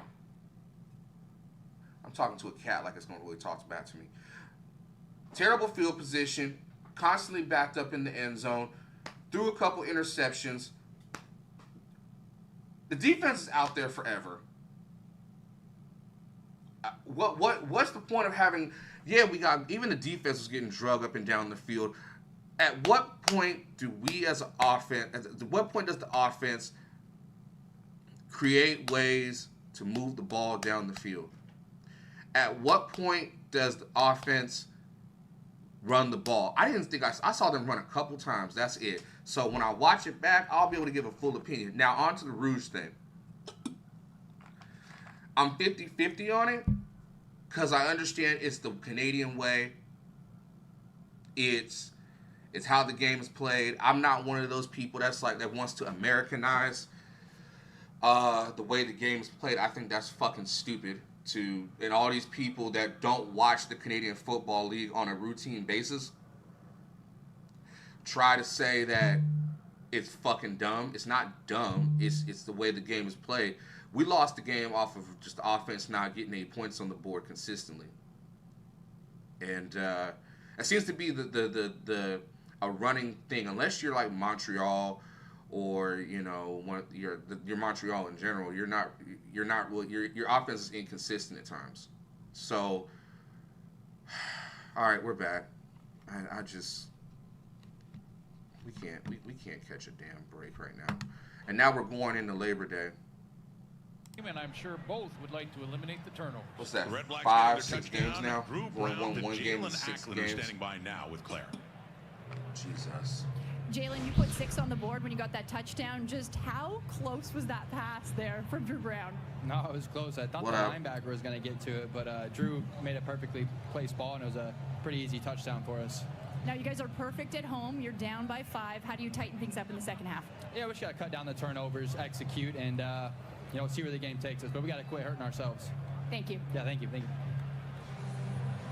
It was the Lions' first couple of possessions taking the 10-0 lead. Ottawa's chipped away and kept it close, a 5-point game. But yeah, for Bob Dice, Messi or Ronaldo? I want to win, so I'm going with Messi. Ronaldo can have all the individual awards, but I'm all about winning. You saw 1, 2, and 1 respectively, but there was a couple almost. A Pickett almost interception. That was deep in BC's end. So I'm sure both coaches discussed that, talked about. It's all about winning. Turnovers. Don't care about you can get be back to the game plan. Both quarterbacks. You can be MVP 10 times and still not have anything. Thank you, appreciate it. Nathan Rourke, certainly better overall. Definitely. Are you guys ready for school? First game you and your sister? In the CFL. There's so much time away last week against Winnipeg, and it'll be Ottawa and Brown getting the ball first by the looks of things. As Flintoff and the Lions do kick off at Darius Pickett, and the CFL leader in average kickoff return yardage, Devontae Dedmon. Yeah, Darius. With it. Darius Pickett over the 40. And Isaiah Messam taking him out, but a good return to set up. Man. Drew Brown, as you take a look at what he did in the first 30 minutes. Very nice throws for Drew Brown. That boy, you better put some sugar on them cornflakes. Claire just talked about a couple of corner routes. Braylon Addison involved in a couple of those nice throws, and there's the touchdown. And Varga was the linebacker that Addison talked about, or that Ackland talked about. Purified water. Lake It was 11 for 18, as you saw, 170. Rock Armstead, the running back, 6 Let's get the likes up, y'all. Let's get the likes up. I'm taking a huge risk. Faking to him, it's knocked down at the line. It is tipped up. Let's get the likes up, y'all. Let's get the likes up. Share out the live, man. We having fun. I'm taking a huge risk doing this, but hey, we had to do it. We had to get it in. Rolling hard to his right, throwing back. No, I don't know who your teacher is. Go find out. By Rugamba, but this one just good timing off the edge. Actually, that block came right down the middle, didn't it? It did, and Varga, we've seen lately, embracing his chance to be a starter with this Lions defense. And they bring the heat, and he gets rid of it quickly. Oh, it's a track meet. It's a track meet. It's a track meet. Touchdown. Nick Martner gets himself a touchdown. Kick the dough in. His first CFL touchdown. 64 yards for Martner, the second overall pick in the 2024 CFL draft. What a moment for him. Well, the play doesn't happen if he doesn't. If Chop the wood. Doesn't get a blitz pickup from Rock Armstead, who's going to come across and pick up Varga. Vargas coming on the blitz, and he times it nicely through the A-gap, but Armstead picks that one up.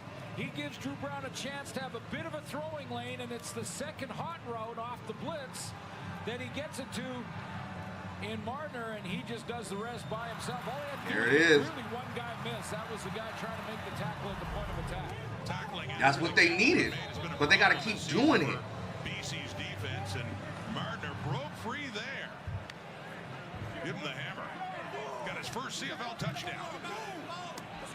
Nick Martner played his college ball in Auburn, before that Cincinnati and Hawaii, and drafted high, and finds the end zone here in week 12. 2-point try, and it looks like the plane was broken by running back Rock Armstead as they look to pick up 2 more points.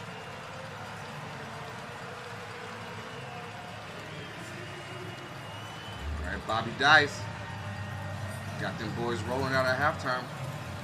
Take a look. Does the ball cross the plane? It'll be automatically reviewed by the command center that I'm sure are doing that right now. And there he reaches across. How about that from Armstead? 2 guys bringing him to the ground, and he stretches that left arm out. Just to be sure, off the Martner touchdown, the second time this game, Red Blacks have gone for 2, and this time they do get it. 2 in cuts on the hot routes. So 2 on So the quick touchdown on it. throw from Drew Brown. He has 2 options here. He has that inside option, almost all out or blitz. the second option in Martner. Bad That's tackle. the guy he had to beat. I believe it was Seontae Evans. Great Once he block. got behind him, then it was a race. Evans can't catch him, and he's gone. House call 84. Now that's how you get in there, man. That's the way to come out at halftime. And with that, the Red Blacks have taken the 3-point lead, their first lead of this Job game, ain't and it done, comes though. to their opening possession of the second half. Drew Brown, 12 of 20 for 234 and 2 touchdown passes, 1 to Ackland and 1 to the rookie Martner. Terry Williams takes Good a hit. He's pushed out very aggressively by the rookie Dawson Pierre. Yeah, but a Concordia.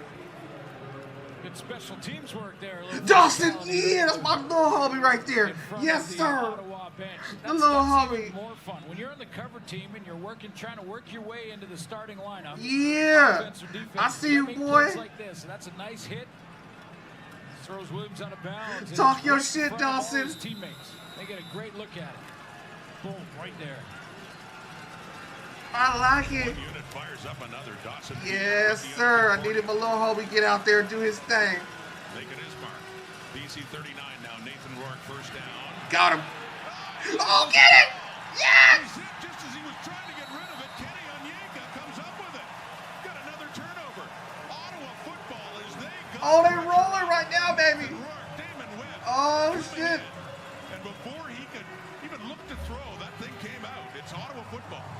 Yeah, it looked like the play was designed to go hot. Basically, the fake up the middle, the play action. Yes, sir. Off the edge, didn't give him time to reset. It looked like that was to Justin McInnes. Stay on your feet, Onyeka Darius. took a step like he was going to cover Justin McInnes.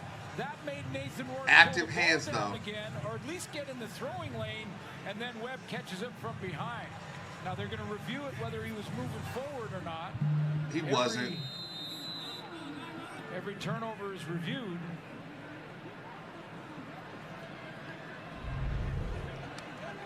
But it is confirmed as a fumble. Okay. BC defense on. Ottawa Red Black offense on. Just moments after they picked up a touchdown on Brown to Nick Martner. In fact, they start at the 35 of the Lions, faking the handoff, throwing it off complete to Hardy. Good Inside tackle. The 30 is it down to the 28. Gary. Second and short coming up here for the Red Daff Blacks, it, who duck. have their first lead in this game, 20-17.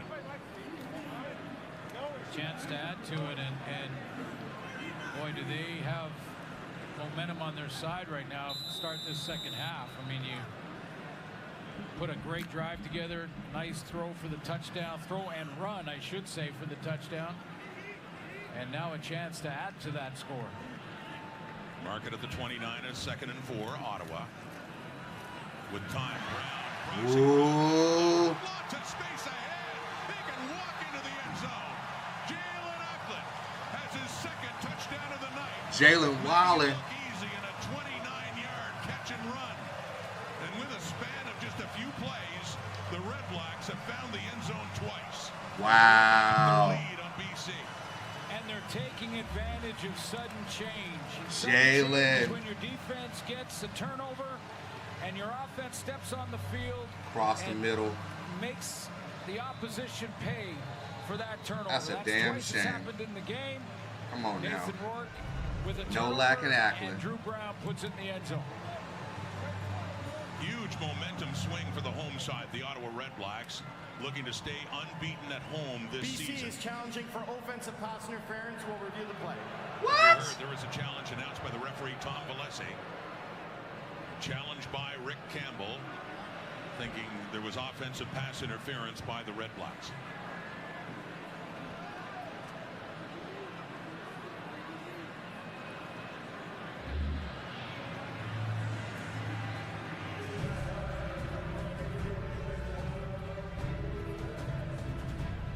Looking at Ackland coming across. Was there OPI there? They'll have a look at it. Command center going to work now here in Ottawa. That's a tough one.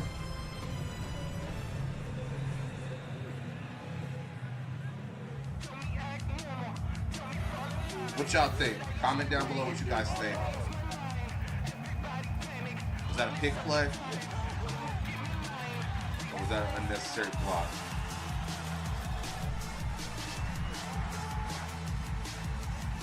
Step into the action with CFL Game Zone. Play games, win prizes, and connect with fans from across the world. Join the ultimate CFL fan experience today at gamezone.cfl.ca. Commercial break.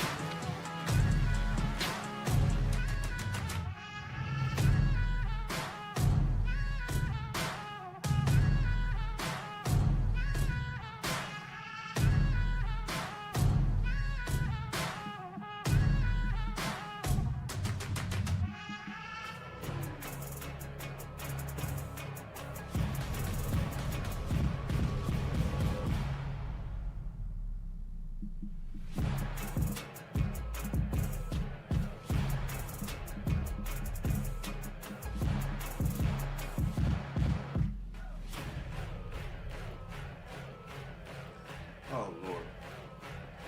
What up, Chance? How you living, baby?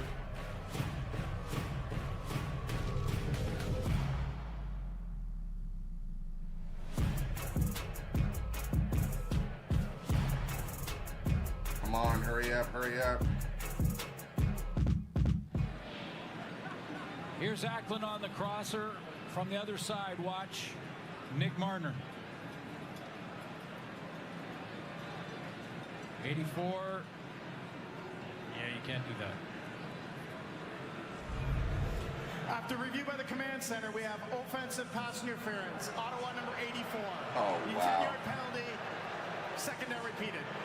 Excellent challenge by Rick Campbell. Command center calls it, and fans may not like it, but Marner, who had scored the touchdown earlier, commits the foul there to deny the touchdown by Jalen Ackland. Yeah, I think some of the fans were looking at Ackland the whole way and saying he didn't touch anybody, but it was clearly. Why you scared? When you see how open he was on that crossing route. So 2nd and 14 with the penalty. Still 20-17, dumping it off now. Right, well, Armstead hit behind. Sione Tehema's coming up and why you scared? Knocks him down at the 30. The third down is coming up now for the Red Blacks, and still a chance to put more points on the board. That's really the reason for challenges.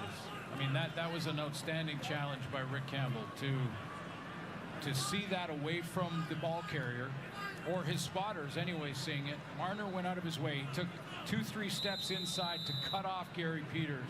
Rick Campbell saw that, or one of his spotters did. Excellent challenge and saves him 4 points here.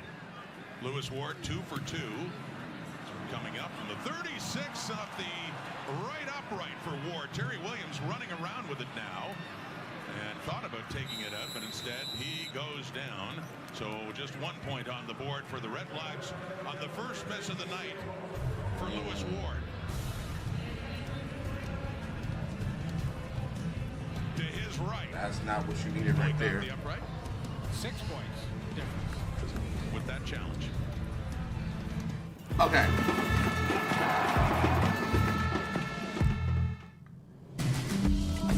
Little advice. I know going into high school is going to be scary, but don't worry about fitting in if you just be you. Be you. That's all you can be, man.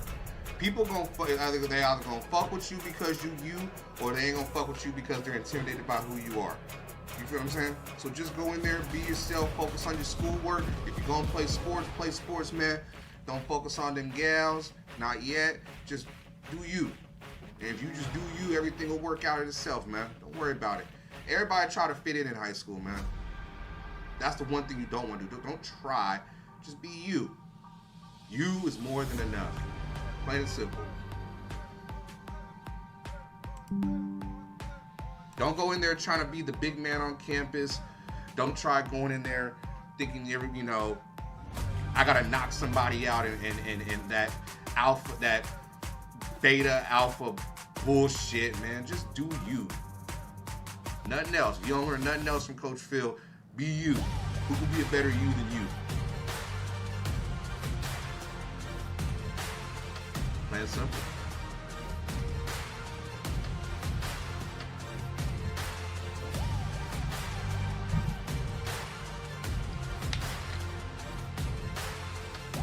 We'll fall asleep. You can't honor the all-decade team of the Ottawa Red Blacks without looking back to the 2016 Grey Cup. Henry Burris in overtime to Ernest Jackson for the winning touchdown, the high point in the 10-year history of this Ottawa CFL team. A couple of special guests now as they honor the all-decade team, joining Claire Hanna now. Thank you very much, Rod. Yeah, and Ernest, we just saw your touchdown to win the Grey Cup, and I'm curious, it looks like you bobbled it a couple of times. What was going through your mind when you scored that touchdown? Well, honestly, I just seen it was open. It was like one of the plays we call all the time, and then I got too excited, and I had to bobble it, and I finally got in touch with the ball. But, you know, I finished strong with it. At the end of the day, that's all that really matters. Yeah, finished strong, made history. Now, Brad, we see you around TD Place all the time. What's it been like for you just to be back with some of these greats in Red Blacks history? Yeah, I mean, it's a lot of fun. You know, you share a lot of great memories that are lifetime memories for you, and you go through a lot of stuff, winning the Grey Cup, the ups and downs. I think just all of us coming together and establishing the team. What's going on? Yeah, the weekend go by so fast, man. You don't get a chance to really enjoy it, but hey, North you America, got so it's great to come back and be back with everyone. Well, thanks for a couple of minutes, and you guys enjoy how's your weekend? Thank you. Appreciate it. Oh, two of the great receivers the Red Blacks had that year alone in 15 and then when they won it in 16. No question. I mean, there's some good hands down there, and they look good. They do. Both those guys look like they could suit up. They do indeed. Brad Sinopoli, what a career he had with Ottawa and Calgary before that, too. By the way, note the score. It is still 20-17. I mean, Terry Williams was running around in the end zone, but right now Nathan's looking okay. The upright. There's no point awarded. So your point about the challenge by Rick Campbell. He's not. It's a 7-point difference. Early on, he was looking okay that first drive, but the rest of the game has been kind of funky. He had one big run for 51 yards. But other than that, he's throwing interceptions. He almost threw a second one with Darius Pickett. So it's up and down for him right now. Still has that record for they're getting to him. Consecutive field goals made. Sean White's coming to an end earlier tonight. Ward back in 18 and 19 for 69. The stand back on the screen and taken down right away. Lorenzo Malden. Another good defensive play by Malden, who stops stand back. Jovan and Lorenzo are having a game. Someone's got to turn you back inside. On these plays, if the Ottawa Red Blacks allow Standback to get outside here, he's got some running room, but someone's got to turn him back in, and that someone is Damon Webb. Just flashing out in front of him on the outside shoulder, force Standback to go back in the middle, and that's where all the red jerseys are. Well, Chance, from the BC 45, a second down for Nathan Rourke. Three-man rush. Oh my goodness. To get it to Standback, and it's a little bit in behind him, so a third down is coming up as that drive is snuffed out for BC.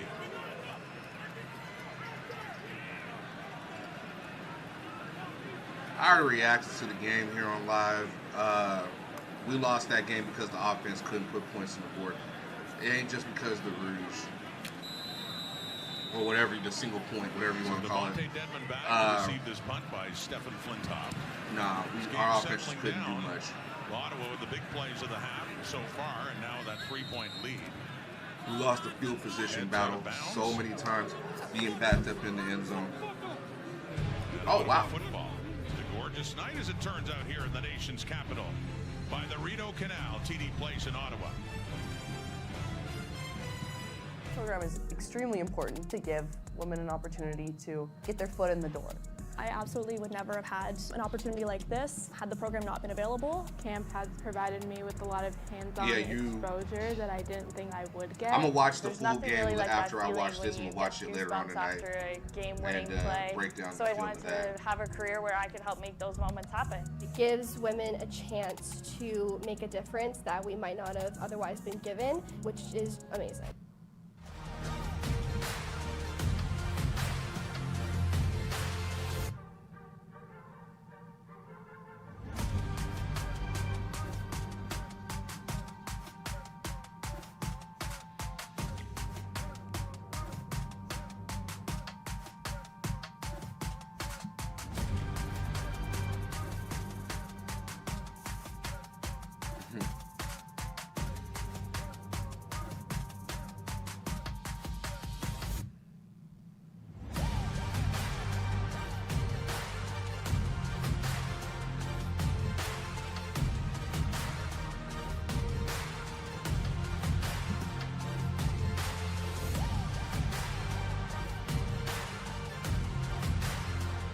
How do you think the Riders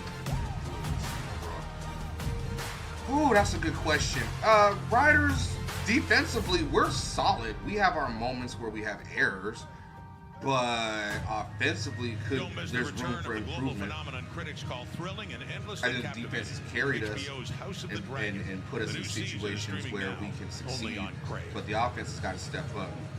Offense has got to step up. My God. Another close game in the CFL. We've seen a whole bunch of those, and the Red Blacks have certainly seen their fair share.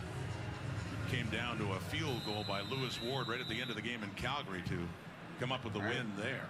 They have not lost at home so far this season. They have 4 wins and a tie, and they're leading now by 3.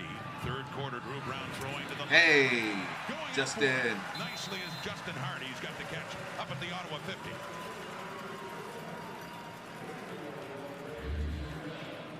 Three receivers. I mean, shoulda, woulda, coulda. You know, there were games where we were outmatched. The 2 that we probably should have won was against Montreal, both of those games. But hats off to Montreal, championship level, Grey Cup level play that they have. They found ways to win. We just didn't. We weren't able to tackle. Tackling is still, for 3 years now, been an issue for. No, the battery died. I'll be right back. Gotta change the battery. Middle linebackers making that tackle along with Marcus Moore for a few yards. Moore picked up there by Rock Armstead. Really no ill effects for Drew Brown. It just looks like he's picked up where he left off. We mentioned the last game he played. I was afraid this was going to happen. Calgary, threw for over 300 yards and not throw an interception. Tommy Condell looks like he's got him making those real confident intermediate throws around 15 to 20 yards. He's real good at those in the middle. 2nd and 6 now. They're around midfield, and coverage is there by Gary Peters, and Jalen Ackland thinks that coverage is a little too close. Wants a flag, he doesn't get there one, it is. though, and it's 3rd down coming up. Back in motion. But yeah, do you hate every team receiver? If you don't, what would be your least favorite team? Oh, Hamilton. All day, every day. It's Hamilton. It's not the players. Bats in the back of the head. Dang. He's seeing what you saw on that camera. I don't hate every team. I think, like I said, my least favorite is Hamilton. I will be at Hamilton's game October 18th. I think it's their last home game.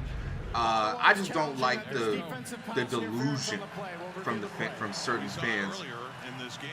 And that's why I call them the Dallas Cowboys of the CFL. It's just what it is.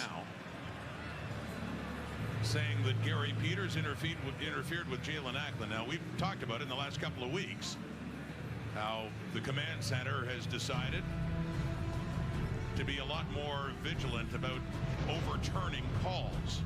Was that one blatant enough to overturn? Find out when we come back here. CFL on TSN on a Saturday night in Ottawa. We got to get a battery. We're going to get a battery, y'all.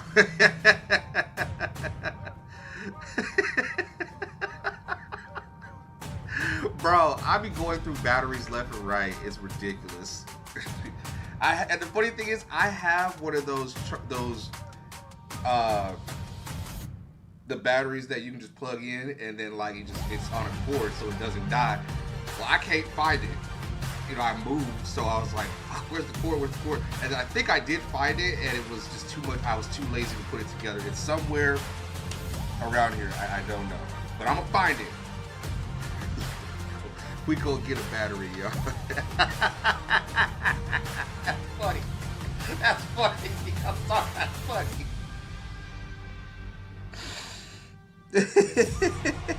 Made my day. That chance you cold. I do say that. We gonna put that on a hoodie. Hey, we gonna put that on a hoodie. We gonna get a battery. We gonna get a battery, y'all.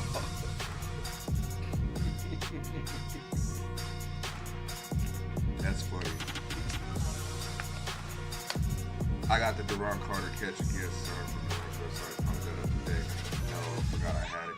I be forgetting I have so, like, funny thing is, on this CFL journey I've been going on, I've found so many different things that I bought early on. And then I got like 7 Rider jerseys. I've accumulated jerseys, gloves. I got Jamal Morrow's glove, my dog Jamal Morrow's glove. I was wearing it for this live, but then my hands got warm. I believe that was enough. I got memorabilia, pictures. I got turf from Taylor Field. We have pass interference. BC number 1. Ooh, that's a tough 10-yard call. penalty. I got turf. I got signed helmets. I got stuff that I don't know where. I enjoy the reaction too. And you're closing in on field goal. Yeah, I got a bunch of them. I got a bunch of them lined up. I'm gonna do them. Oh wait, I thought that was for Dallas Cowboys to see if we had wanted so much and you would shut up. You know what? That's a y'all thing. I ain't got nothing to say about that because unlike Cowboy fans, you guys are not a ooh. You guys aren't a, I don't hear it. The only thing I hear about is that damn name. And the name has so much stigma behind it. And oh, we need to go back to the good old days and all that. Well, I don't really hear that from Cowboy fans. I just hear that this is our year. That's what I hear from Stemington fans. He's got a nice block there by Addison on the kick out. That gives him an extra 7 or 8. Well executed offensive play. But yeah, scoring bangers. I got more comps on the way. Now that school's about to start, I think I'm probably gonna have time on schedule to really do that. I'm gonna be traveling to the East Coast here in October for the first time. Ooh, I'm gonna be going to Hamilton. Oh no, I'm going to Calgary near the end of the month of September. I'll be going to Hamilton. It's back-to-back days, so I'll be in Hamilton, and then I'll be in Toronto the next day. I did want to get to Montreal, and I did want to get to Ottawa this season. I don't know. It depends on the playoffs. I'm going to do one East game. One East game for the playoffs and one West game. But if the Riders are in the playoffs and we got home field advantage, I'm going to be there. After the play, we have a 10-yard objectionable conduct penalty on the Ottawa bench. It was a gift. It was given to me, and Don Narcisse. It's signed by Don Narcisse.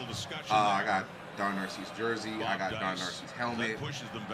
It's somewhere around here. It's all in the closet. So someone was selling it. A friend of mine got it for me and sent it to me. It was like, you need this. And I was like, oh shit, it's an actual turf, like it is a 1st and 10. Real turf. Like, oh my god, it's signed, it's certified, everything. And I regret that I never got a chance to see Taylor Field. I wish I could have experienced that. Pushing him out of bounds. It looked like a fun place. Yeah, but I would suggest that Patrice Rene sort of broke a fundamental in that tackle as well. 6 minutes left. Because he just let his legs stop. And yeah, Armstead ran out of room, so he ran out of bounds after the hit. But this is Rene in the first one. He did the same thing. He went to hit him, and he had more room on the sideline, so he fell off. And you see how the legs just go away. and he sort of almost is end up diving for him. You got to keep those legs underneath you. So they mark it at the 22. It's a 2nd and 6. Brown is throwing. It's caught. Touchdown. Touchdown. 2. Look who gets it again. He's got his first 2 career CFL touchdowns. Nick Mardner with the catch. What a half he's suddenly having. 22 yards. And the Put a shirt on. Increase their lead. You having too much fun. Mom said, put your shirt on. For passing yards in a single game. I mean, he's over 300 now with this throw. What a great challenge by Bob Dice to keep this drive alive, because it ends in a major. No flags on the field. Mardner with his 2nd. Nick Mardner. And there is now a flag out late. What? Again.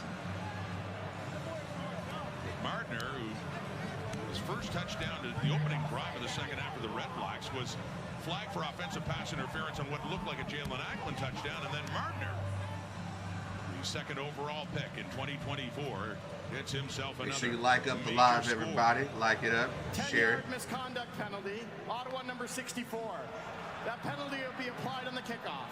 Let's get it out. Let's get the live out. For the Red Blacks, but discipline's a bit of a problem lately. Well, and Bob Dice, I've been watching him on the sideline. He's been up and down reminding everybody to stop talking, stop worrying about things you can't control, and just focus in on your assignments. And that includes some of the coaches that are down there.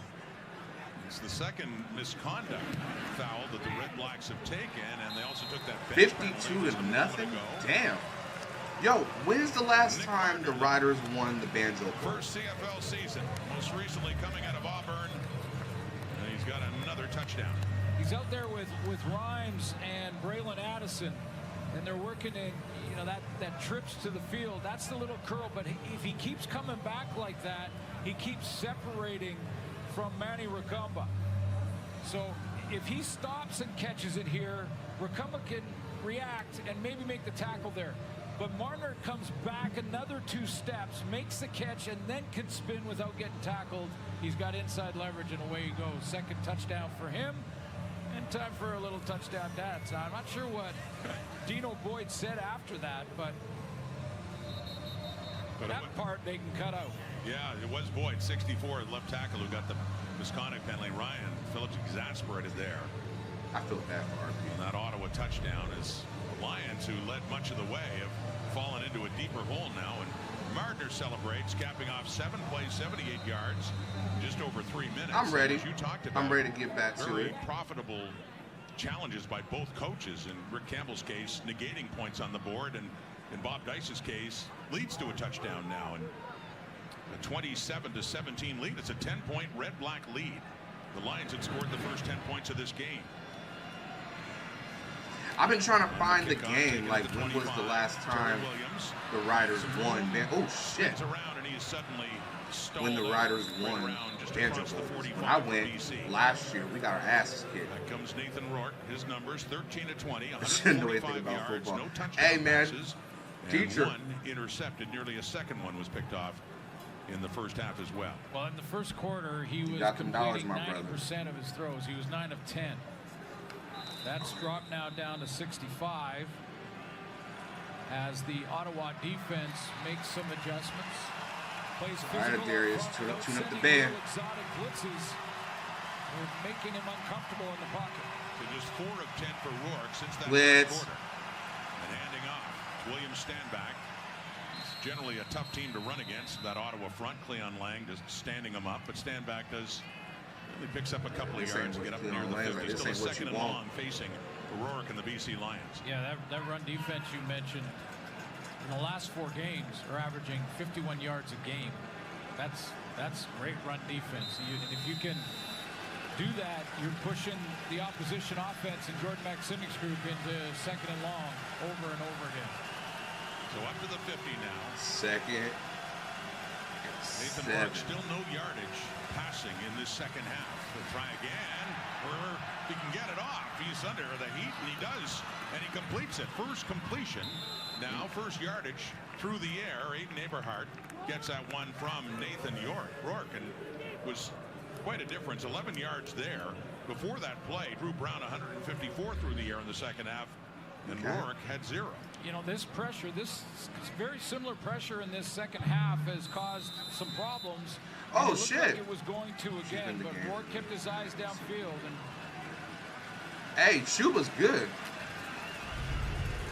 That's what's up, man. That's a good bloodline right there. 4 catches, 54 yards, and a big one there. A first down. Trying to stem the tide here. The momentum swing Ottawa's way. They're down 10 points. Off to the right, completing Javon Catoy. And he's a tough guy to bring down. 3-4 Red Blacks take their shot at Big 86, and they finally do limit him to a 4-yard gain.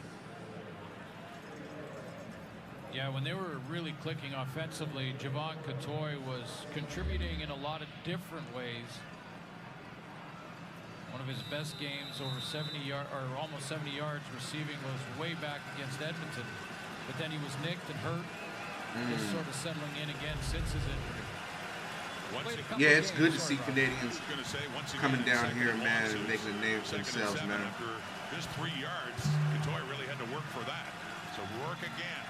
Throwing, and it's off the fingertips. It falls incomplete.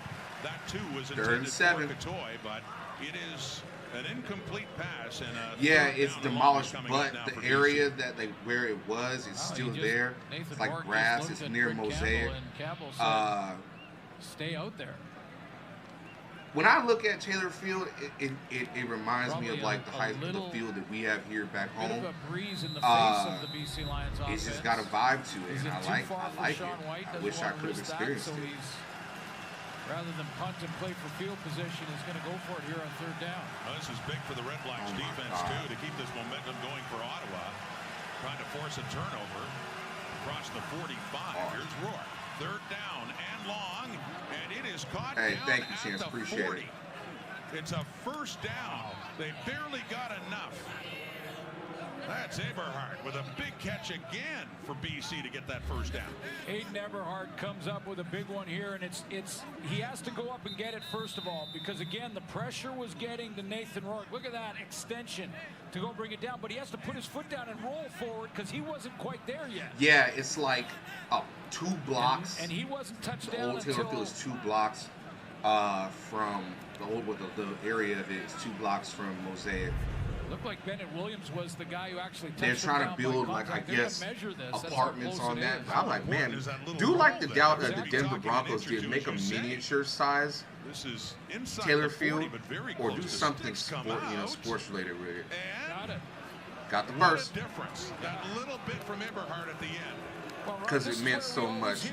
My favorite type of fries are inches. Certainly is that time. The inches you need are everywhere around you. Low key, that sound kind of fire. Any given Sunday, if you're wondering. But I can't be eating all that.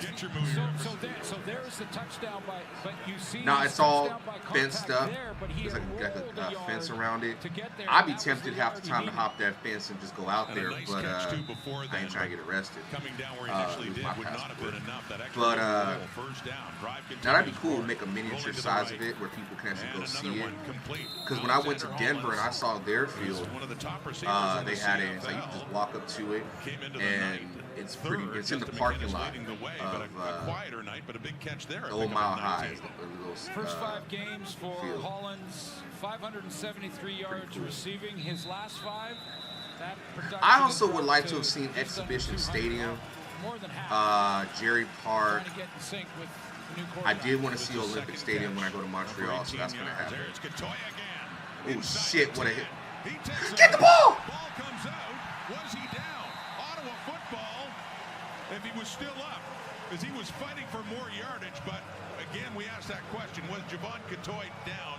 Gonna have another look at this. Was he down, and was he down on the turf and not on a defender? They got to hold. Nobody can hold on to the ball today. Because if he's not down and touching the turf, it's still alive, and that ball can come out. Let's take a look. Catoy. Ruling on the field is the player was down with contact. Okay, so he's down by contact. Let's see. For Ottawa fans, we'll see if they got this right. He's got possession now. Okay, there he's down.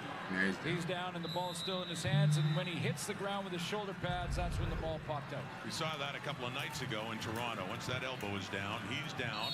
William Stanback, as they get closer for a touchdown to cut into that red-black 10-point lead. Stanback down to the 2. Well, all right, Rick, what you gonna do? I would go back and say, because you never want to second guess coach's decision, but that third down play, wow, I probably wouldn't have done that, but it worked. Here we go, stand back, 3, 2, 1. The pushback right at the goal line. Oh boy. Oh shit, we're gonna have a third down goal line right here.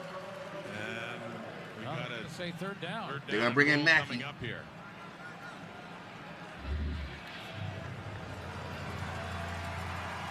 Will be reviewed automatically. Did the ball cross the plane? And you've got to be able to actually see it. Gang shit, that's all I know. No shot. Gang shit, that's all I know. Watch the pass. Woo!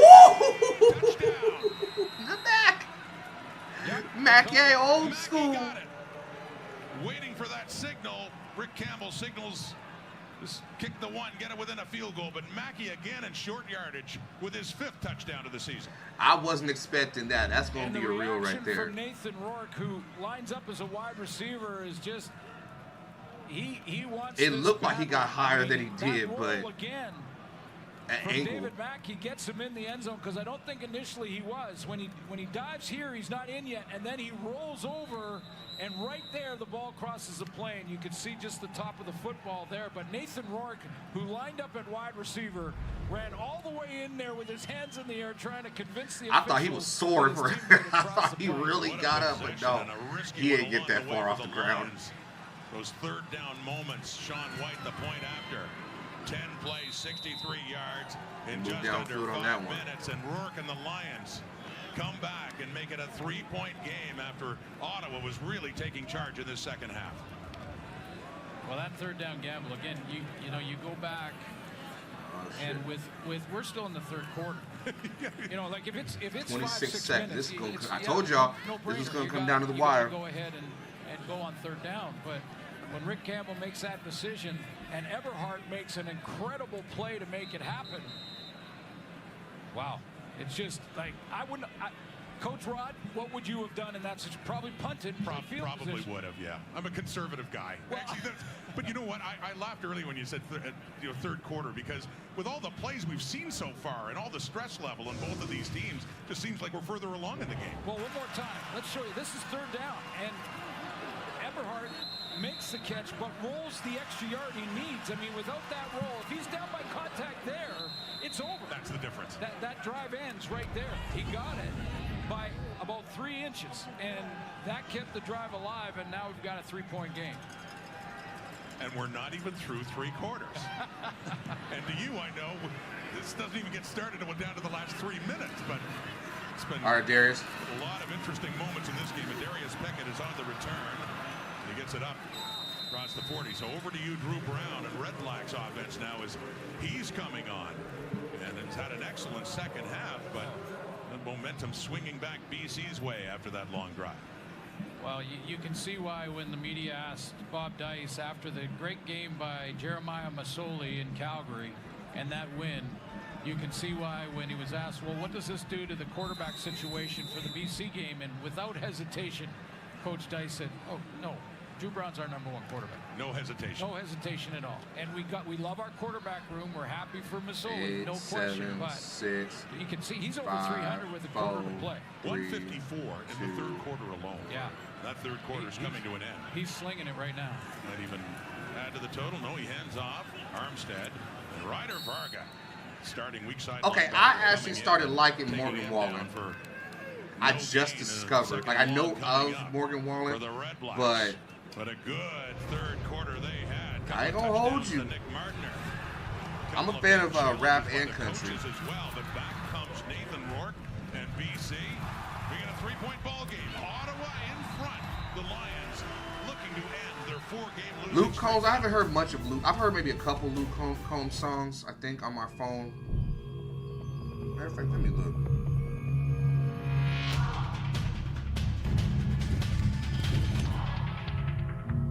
Do I have Luke Combs? I think I do. No, I don't. But I got Morgan Wallen. I've got Thought You Should Know. Yeah, I heard he was at Craven. I had some help with his banger. I'm about to download that one. I'm gonna download some Luke Combs right now.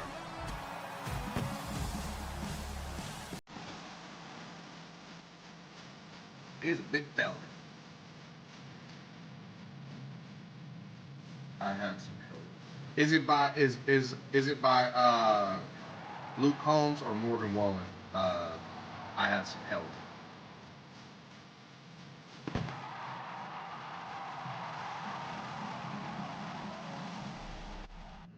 Oh, that's Post Malone. Never mind.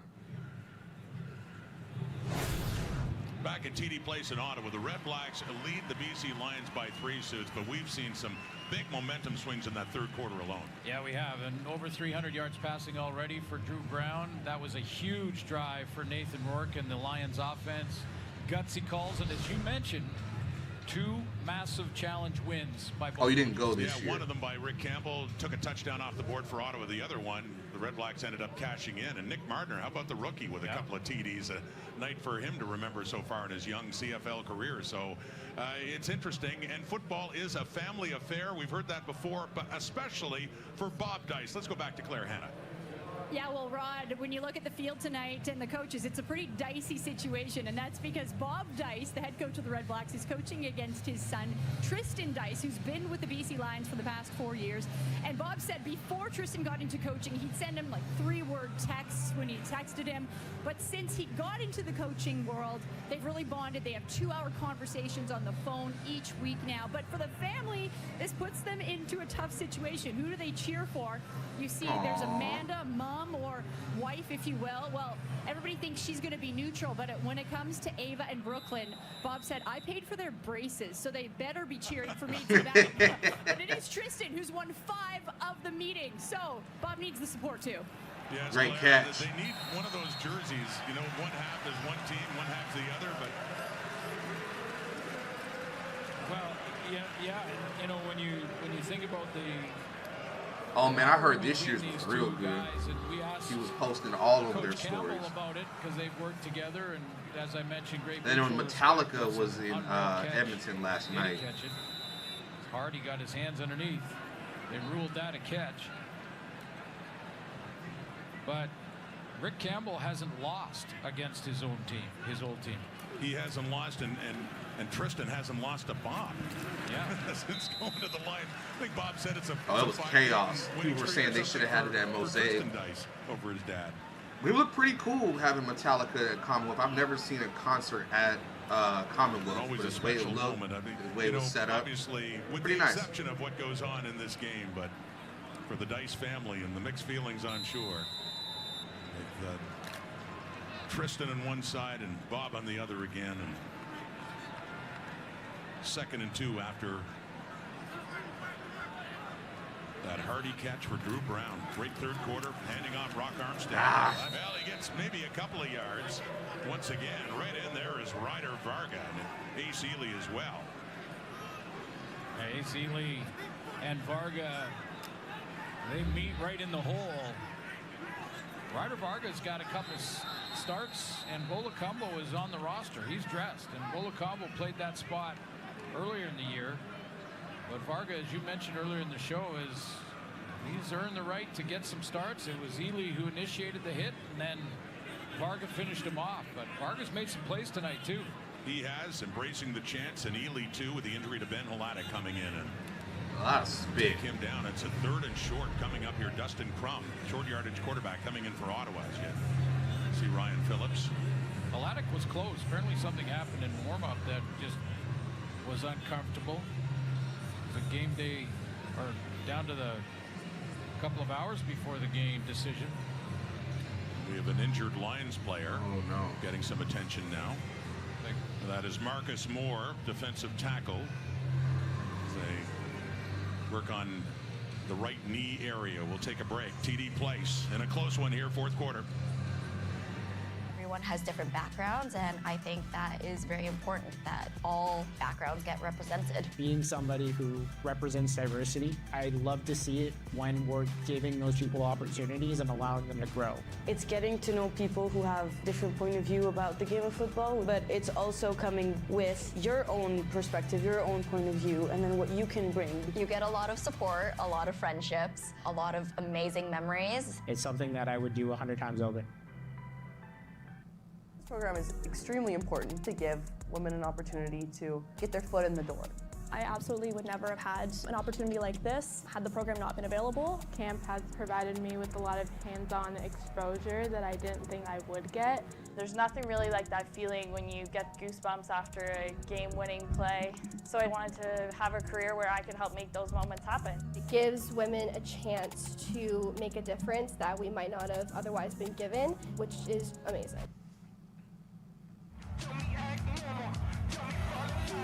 Jay.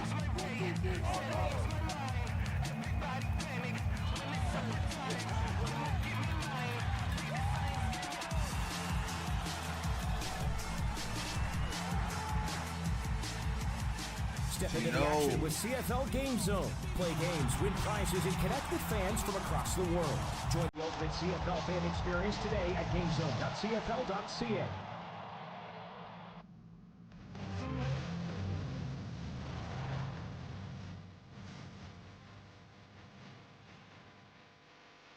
Oh, this is the song.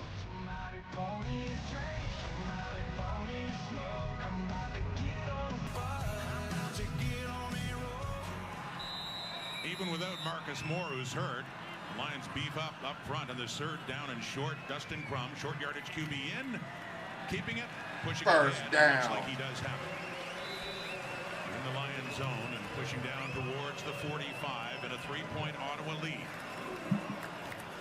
And a first down away from turning a 3-point lead into at least a 6-point lead. So the next two plays in this drive, very important for both the Lions defense and Ottawa offense here, dude. Points on the line in the next 10 yards. Drew Brown 20 for 28 now for 336 yards, 3 touchdowns, 1 intercepted. The BC 46. 12.5 minutes in the fourth. Throwing. What up, Harlan? It's inside the 42 for Jalen Ackland. He has How a you touchdown on this night. That's a receiver in Ackland that's going to go back to Drew Brown and say thank you very much for that. And I'll tell you why. This is a slant route going right to Ryder Varga. He's Varga's coming. And he throws it low so he can protect himself. And once again, this time Brown stays in short yardage and they try to pull him back. This was on a second down play and they needed about 2 feet. 2 feet, dang. They didn't bother rotating Crum in for that short yardage play. It is enough for a first down. Sticks move. Yes, I will be coming to whenever. My goal is to be there for Banjo Bowl, depending on work we start back that week. So I'm trying to figure out that last second, but we're going to see what happens. But I'm going to try and make it down there this season. This is where any kind of mistake offensively is compounded because you're in scoring zone. Bob Dice I'm gonna try and get there before it gets too this cold. year. Had a lot last year and ended up losing most of them. It's been the opposite story this time around. They've been on the winning side in those close games. And flags out. It's whistled down with a snap of the football. 2 seconds left on the clock. I'm not sure. The illegal formation, maybe? Procedure. Ottawa number 64. Hey, hope to run into you too, man. Hey, I'll drink on me. I'll buy you a drink, man. Nice little beer from Rum Hut. It's another procedure call to push the Red Blacks back. Chop it up. Just outside the BC 40. Jacob Ruby doesn't like it. Well, that's what I mean about. I don't think it was Ruby that got it. 64, I thought he said, which would be 64. Dino Boyd, the left tackle. Yeah. And Eric Starsala in at center, replacing Cyril Hogan-Sandon. That was last week in the game in Calgary. The BC 41, 1st and 15. Armstead has it. Ooh. Tries to break a tackle. And the middle linebacker, AC. Yes, sir. Just hit me, man. You know how to find me. Hit me on IG and we'll put it together.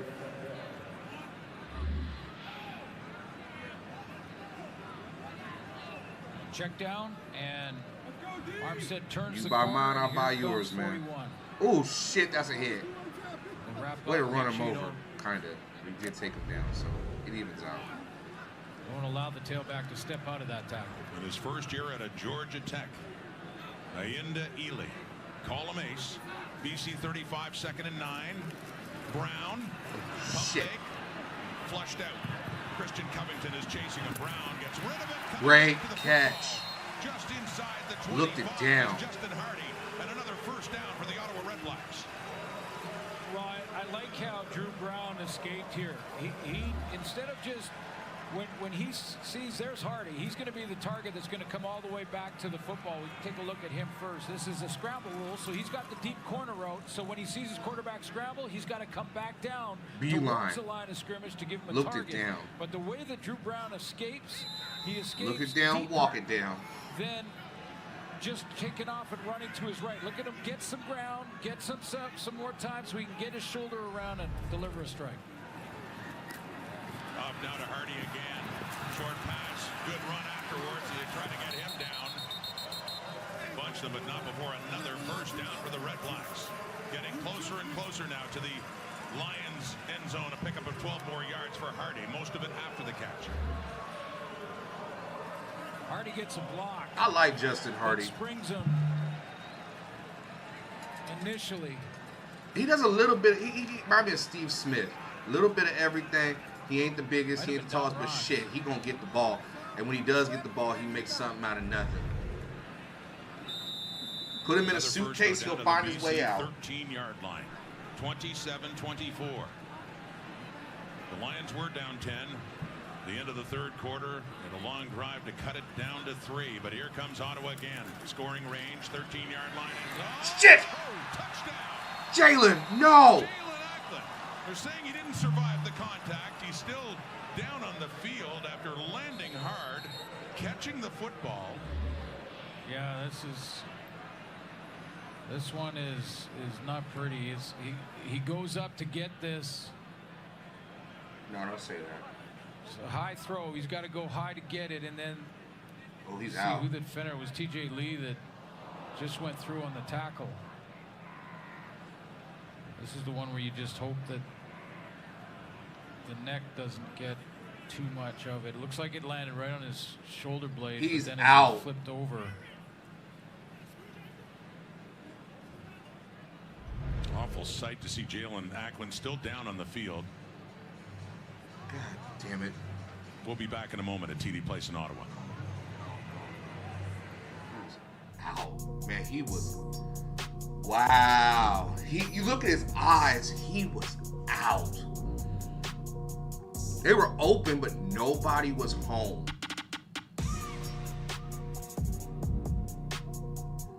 I've seen that look many times, man. Nobody's home. Jesus fucking Christ. That is no bueno.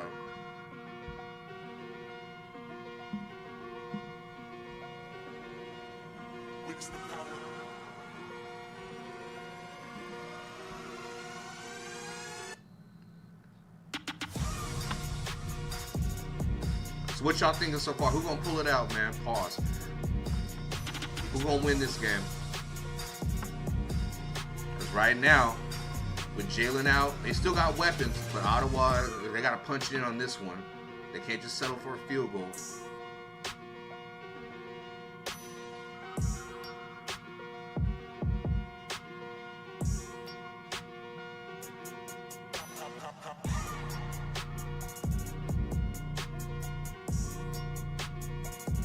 Exactly. I'm ready for bed already, man. But we out here. Yeah, Ottawa is looking strong, man. That front line is nasty. Both offensively and defensively, their offensive line and defensive line are strong. There's some hosses. Need a little more discipline on that O-line, but... Oh, no. And back in Ottawa, Jalen Ackland remains down after going up for a catch, coming down very hard on his back and his shoulder. And again, we've seen the scenario a few times in recent weeks, and players taking a knee with an ambulance out on the field.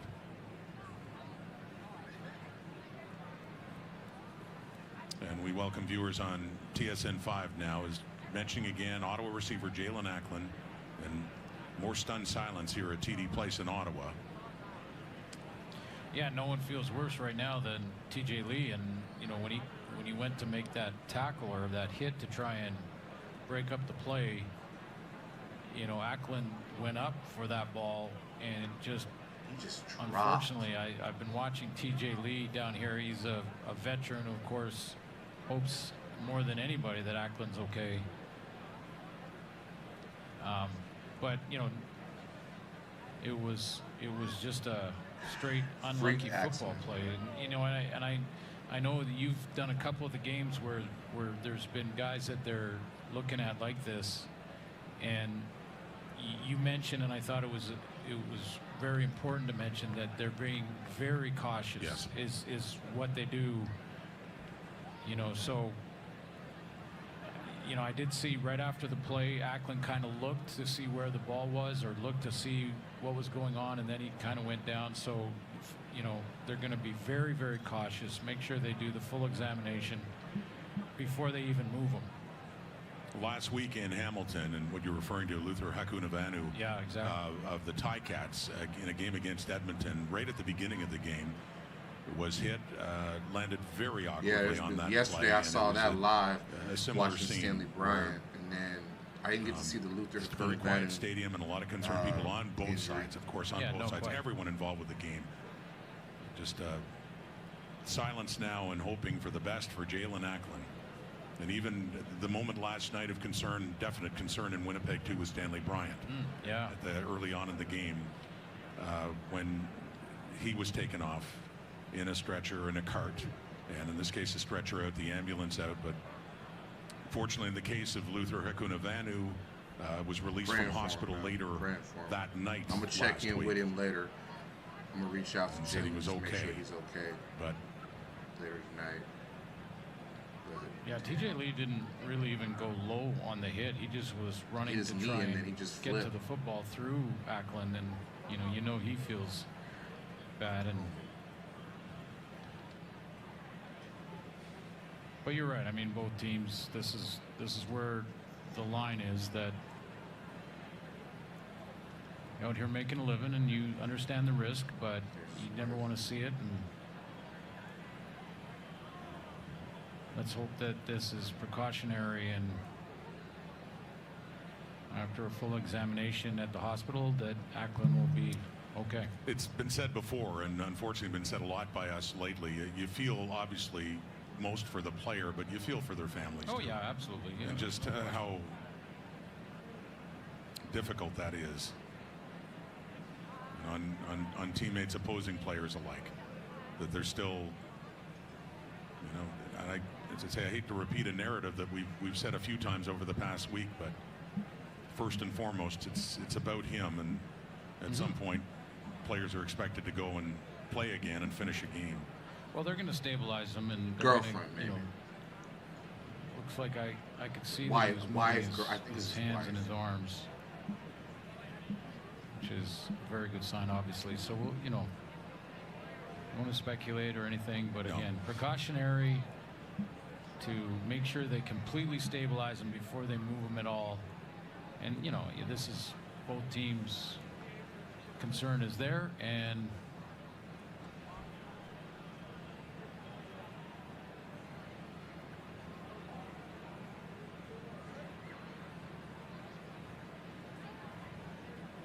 being very careful. The medical staff out working and stabilizing Jalen Ackland. As fans, as we all look on in concern. We'll be back in a moment.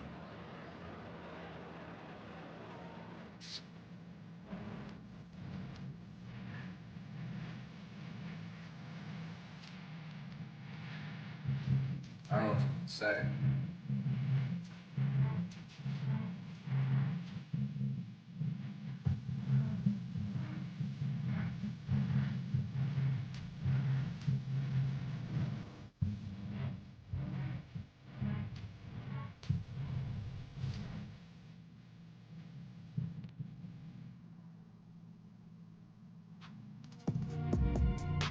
I just really have no. So Jalen went up for a catch. TJ Lee clipped his leg in midair.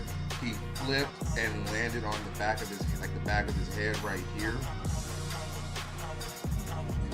It was just his eyes. You could see he was out.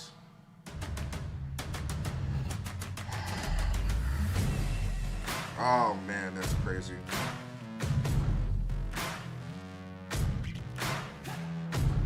This is not the way to get. This is just happening way too much, man. Dudes need to go back to the fundamentals, man. We all know football's a dangerous game, but goddamn, not like this.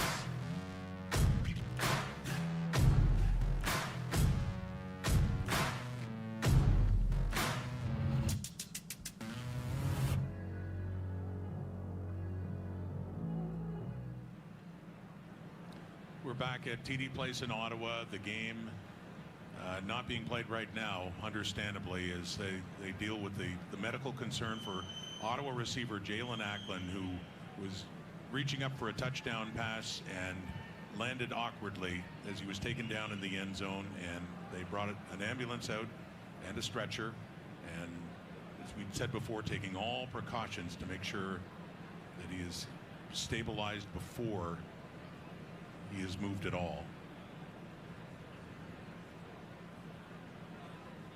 It's been about 10 minutes now.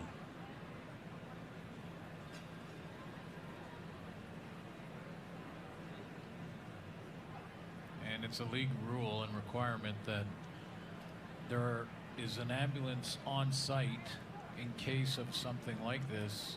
So one of my when favorites too, Acklin leaves, we will have to make sure that there's another ambulance and the paramedics are here just in case, and we're told that there is another one already here. So we did see that last week in Hamilton, where they did have to wait for another one. There's Moten Hopkins, honored earlier tonight, one of the original Red Blacks and one of the greats in the Ottawa community as a player as well. And it's really earlier a night of celebration, the all-decade team, everything else, but it is just the whole tone of the evening, again, quite understandably, is much different now. Jalen Acklin in his third season as a member of the Ottawa Red Blacks. Before that, he had been with the Hamilton Tiger Cats.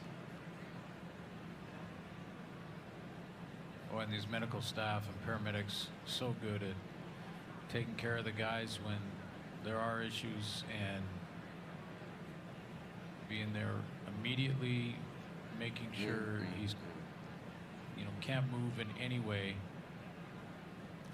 before they can, take the x-rays and take a look. You saw Jeremiah Masoli in the bottom corner previously. They were teammates, good teammates in Hamilton and again here in Ottawa. And Jalen Acklin, among the many who could really sympathize with everything physically Jeremiah Masoli was going through, and I could only imagine what Jeremiah is thinking right now as his friend is tended to.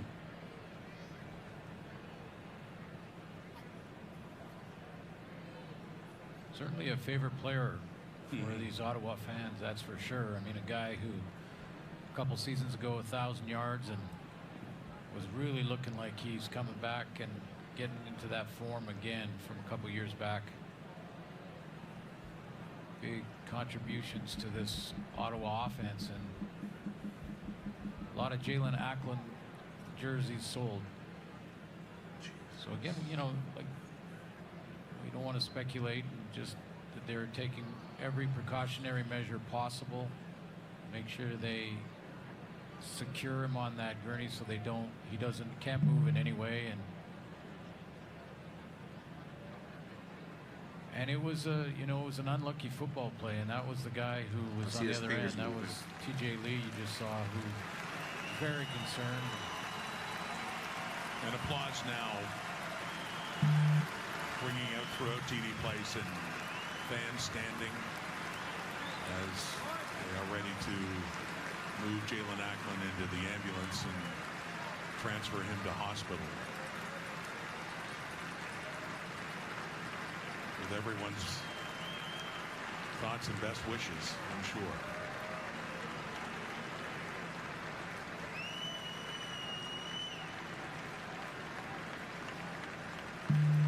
then you got to play football again.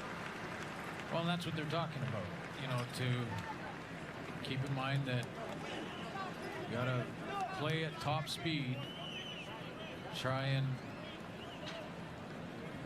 not play cautiously because of what, you know, the last 10 minutes of watching Jalen Ackland be, you know, strapped up and taken to the hospital. So the coaches are trying to remind the guys, get loose again, do what you have to do that. We'll give you the medical report on your teammate if it's the Ottawa Redblacks, but I'm sure that Bob Dice would make sure Rick Campbell knows too, and he could relay any news from Jalen Ackland as they go through their examinations. But the key is in starting to play football again is in staying loose and warming up again. And as you're doing that, remind yourself over and over that you understand the risk, that it's a physical game, and you understand it, and that your best opportunity to, you know, stay away from the injuries is to play full speed. So that's what you got to try and get your mind around. It's not easy. It's way easier to say and talk about than it is to do it. But all right, these guys are pros, and they're tough. disciplined. That's tough, but pros. Gotta finish the game. Every day train their minds to be disciplined. So now is the time to do it again and say, we got to play full speed. Well, unlike last week where players went to the dressing room and what was about a 40-minute delay, this was much less, but half of that. And so we resume. It's a 2nd and 10. What looked like a Jalen Ackland touchdown was incomplete. Ottawa football at the BC 13, leading by 3. 2nd down and 10. Drew Brown. And sack. In, just a bull rush straight through by Josh Banks and a 3-man rush. And a flag coming out. A late flag coming out as Banks went right in and took Drew Brown down. I feel it, man. My kids will be back. My kids will be back in a couple days. So I'll be back in dad mode. Holla at me, brother. But it will result in a 1st down. So despite that play by Banks, that one is negated because of the penalty against Rugamba. Illegal contact, 10-yard and automatic 1st down. Because I don't think 10 yards would have got him there.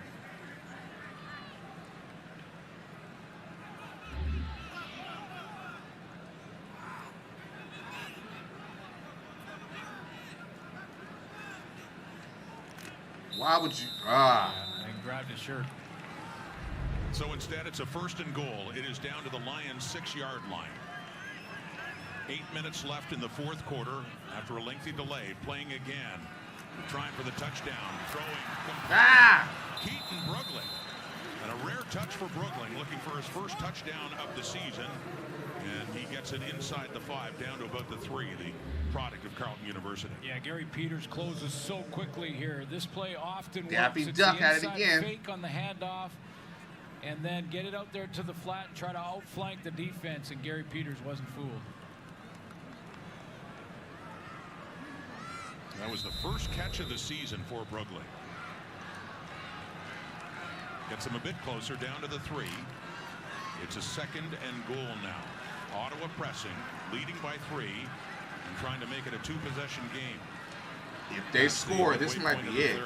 Handing off, Rock Armstead. And no, Josh Banks is there, and he gets Go for it. Go for it, Bob. Maybe about a yard, and a 3rd and goal coming up. Well, you and I were in Toronto, and Ryan Dinwiddie inside the 5-yard line went for it.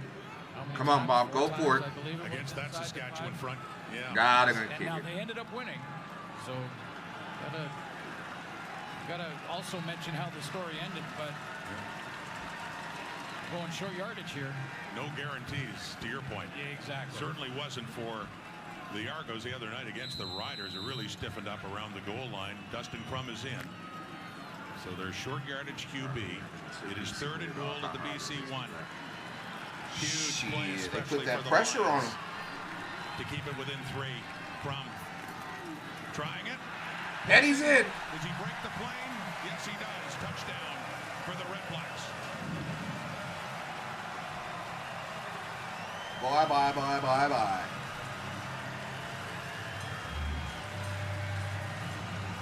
Off the right side, good push. Low man wins down here. defensive line. They went for it. Jacob Ruby playing for Bladek. I thought they said it Lewis Ward. And Pelios at tackle. A little bit of fullback help. Find that little bit of daylight, that little crease. It's OV. We'll let the linebacker get involved.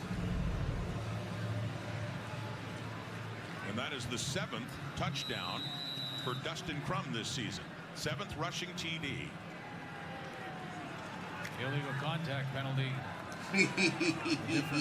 I ain't say all that. I ain't say all that. Don't do that. Lions are trash. There was that long delay in between. Y'all know I got a soft spot for both of these teams. And that is taking a lot off the clock, too. That was over 9 minutes off the clock, and now a 10-point lead once again for the Red Blacks. All right. What the defense going to do? 5 minutes and 52 seconds left. 4-1 at TD Place. That one game that didn't end up in a win was 2 weeks ago in a tie against the Rough Riders. Yeah, they haven't lost in 5 games. Best start for an Ottawa team since 1978. When that team, and you remember that team, you grew up in this area, Rod. That was the old Rough Riders, the Easton Rough Riders. Yes. For those who don't know, there used to be 2 teams in the league named Rough Riders. Ottawa's Rough Riders that year. 7-0 to start the year, and sitting at 6-2-1. The best start since then. And back then, Tony Gabriel was still playing. He was, and Tom Clements, Conrad Holloway, they were the quarterbacks. That was a good team. They'd won the Grey Cup in '76, but they were upset by Montreal. There's 77. That was his number, and in the 70s, Tony Gabriel, after coming over from Hamilton, was an outstanding receiver for Ottawa. So yeah, a bit of a flashback there, and for the 10-year history of the Red Blacks, easily their best start yet at 6-2-1 coming in halfway through the season. Oh, Terry, what you doing? Not over yet, though. 10-point deficit. The Lions will try to erase, and starting with that, Terry Williams, the ex-Ottawa Red Black, gets across the BC. That's already making tackles. Still plenty of time. 5:45 in the clock for Nathan Rourke coming out, and they're 10 points behind now. It's not bad. They got time. Just don't turn the ball over. The original, well, Ottawa and I say it like this: Saskatchewan Rough Riders and then the Ottawa Rough Riders. I did a whole video on that. I broke it down to a science. I got it. I get it. And then there's the Renegades, which nobody really want to talk about that, but golly. Are you serious? They stripped it from Rourke, and this defensive onslaught by Michael Wakefield and the Red Blacks continues. Another turnover. This is Kid Canada? Just a great effort. This is what everybody wanted? He's up as a defensive end on this rush, and he's going to come around the corner. Wow. Here he comes here, and watch how, because he's pushed wide, he has to reach with his left hand to get to the football. I think Nathan Rourke looks at this and says, I've climbed up in the pocket enough, he can't get there. But he reaches with the left hand. Well, one more and it's over. Steps up in the pocket here. Wakefield with the left hand reaches across, stretches, and gets it out, and his arm was not moving forward. That's a fumble. And not only does he force the fumble, Wakefield is the one that recovers it as well, as that defense celebrates. They've made some big plays tonight. Lions turning it over again in their own zone, too. It's at the BC 34. To work a screen. And it's what? Madison cocked it up. And it is Tavai, Jonah Tavai, picking it up. So one turnover deserves another, I guess, as BC takes it right back. Up at the Lion 45, and a reprieve coming up here for Nathan Rourke and the Lions offense. Back from their defense. This is a defensive effort again. The big guys up front, the defensive line's making the difference. That's Covington. Are you fucking serious? Ottawa fans are wondering, could that have been ruled an incomplete pass to try to get to a screen?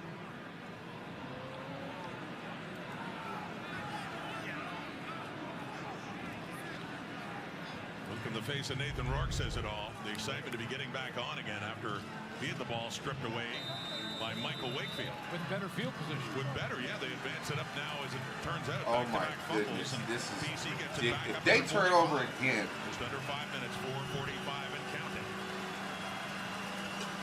Timing getting critical. Yeah, run the ball. Williams stand back. Good hole, good carry. Stand back picks up a first down, rushing right across midfield, a gain of 12. I think Jordan Maksimic really has to do that. I mean, he's probably concerned about the time and looking at it tick down, but he's got to keep the D-line for the Ottawa Red Blacks honest. With that, they're in tempo right now, 4:17 and counting. Throwing this time to the right for Hatcher. He's got it. Down at the 45, just shy of a first down by about a yard. Second and 4 minutes. Y'all better hurry up. Yeah, that's and exactly quit what Maksimic is doing with the play around. Run play, then he goes back to quick pass, quick game. Don't let that D-line hunt. 2-possession game. BC football. First down, stand back. Another good running play as he the gets tendencies it down are tendencying right the now. Ottawa 40. As that clock keeps ticking and they keep working tempo. Or don't throw it away. Don't throw no interception. They need a touchdown and a field goal at least. And not a whole lot of time to get it. 3-man rush. Red Blacks drop back to stand back. Santos knocks at him red, and he gets some help too. And a shorter gain there for stand back on that catch as he gets it down to about the 35. Baron Miles, leader of that Ottawa defense. BC needs 2 scores now. With the field goal and the touchdown to get right back now. to even. What are they gonna do? Clock keeps counting. No good Make sure now. everybody's on the same page with that play. 4 receivers to the left, looking that way, and it's caught inside the 20. And taking a hit, but hanging on is Hatcher. Big foul. 2:38. Clock Fouls is stopped. That's what I'm saying. Where's the urgency? But you don't want to be too chaotic. You want they know they got. But what finish might be in store? What is going on?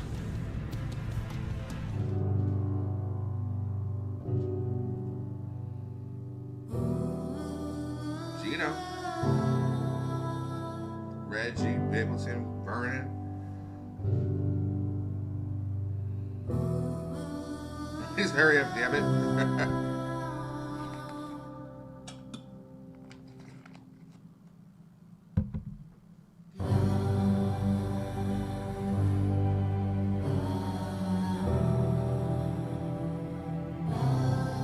Gotta love the game, man.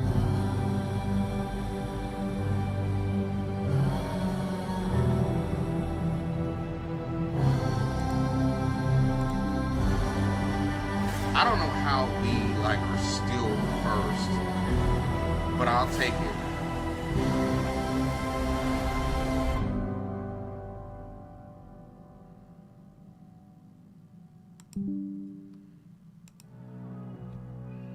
All right, is BC? Y'all tell me, is BC gonna score on this last drive?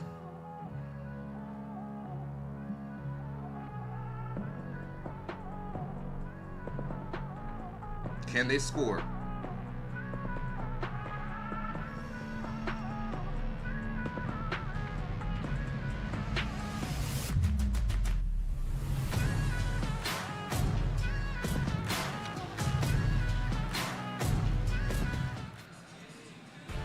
Nobody cares about fucking Scamilton. Next week in a much different setting. The first ever Touchdown Pacific in beautiful Victoria, BC.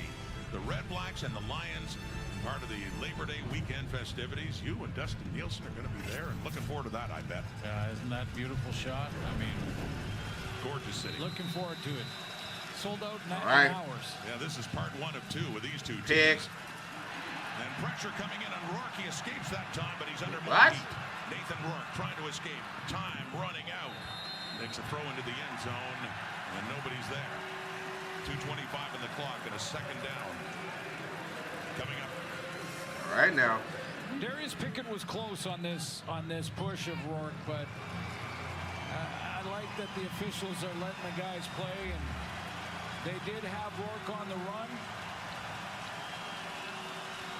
You know, the question there is, can you pull up in time? close, I think a no flag is a good way to go there. Yeah, it's not looking good right now. Yeah. DC needs a touchdown or a field goal at this stage. Needs something. The throw, it's caught at the 10. As they get You got to go closer for and it. closer, instead of Or kick a field goal. You almost have to say now Stop they need a him. touchdown. Javon Katoy. No, I think you kick the field goal. Oh, you got the third down coming up. Yeah, that's right. So third down. Kick a field and goal. It's not 3rd and 1. You're talking 3rd and what? 3 I've been 4 saying this here. all season. His you time. need 2 scores anyway. You need the field goal. So take the field goal now. Take the field goal, even though it'd be tempting, because you're inside the 20. I know what you mean. You're looking at it going, I don't know, you're that close. Put Why RP go as for it? head But, coach. No, I like this. Take the 3 points, make it a 1-possession game. See if your defense can get a stop. Sean White. All right, good. Pumps it through. So there's 3. There's 1 score. So now 7 points down and 2:08 on the clock. And the Lions still do have a timeout.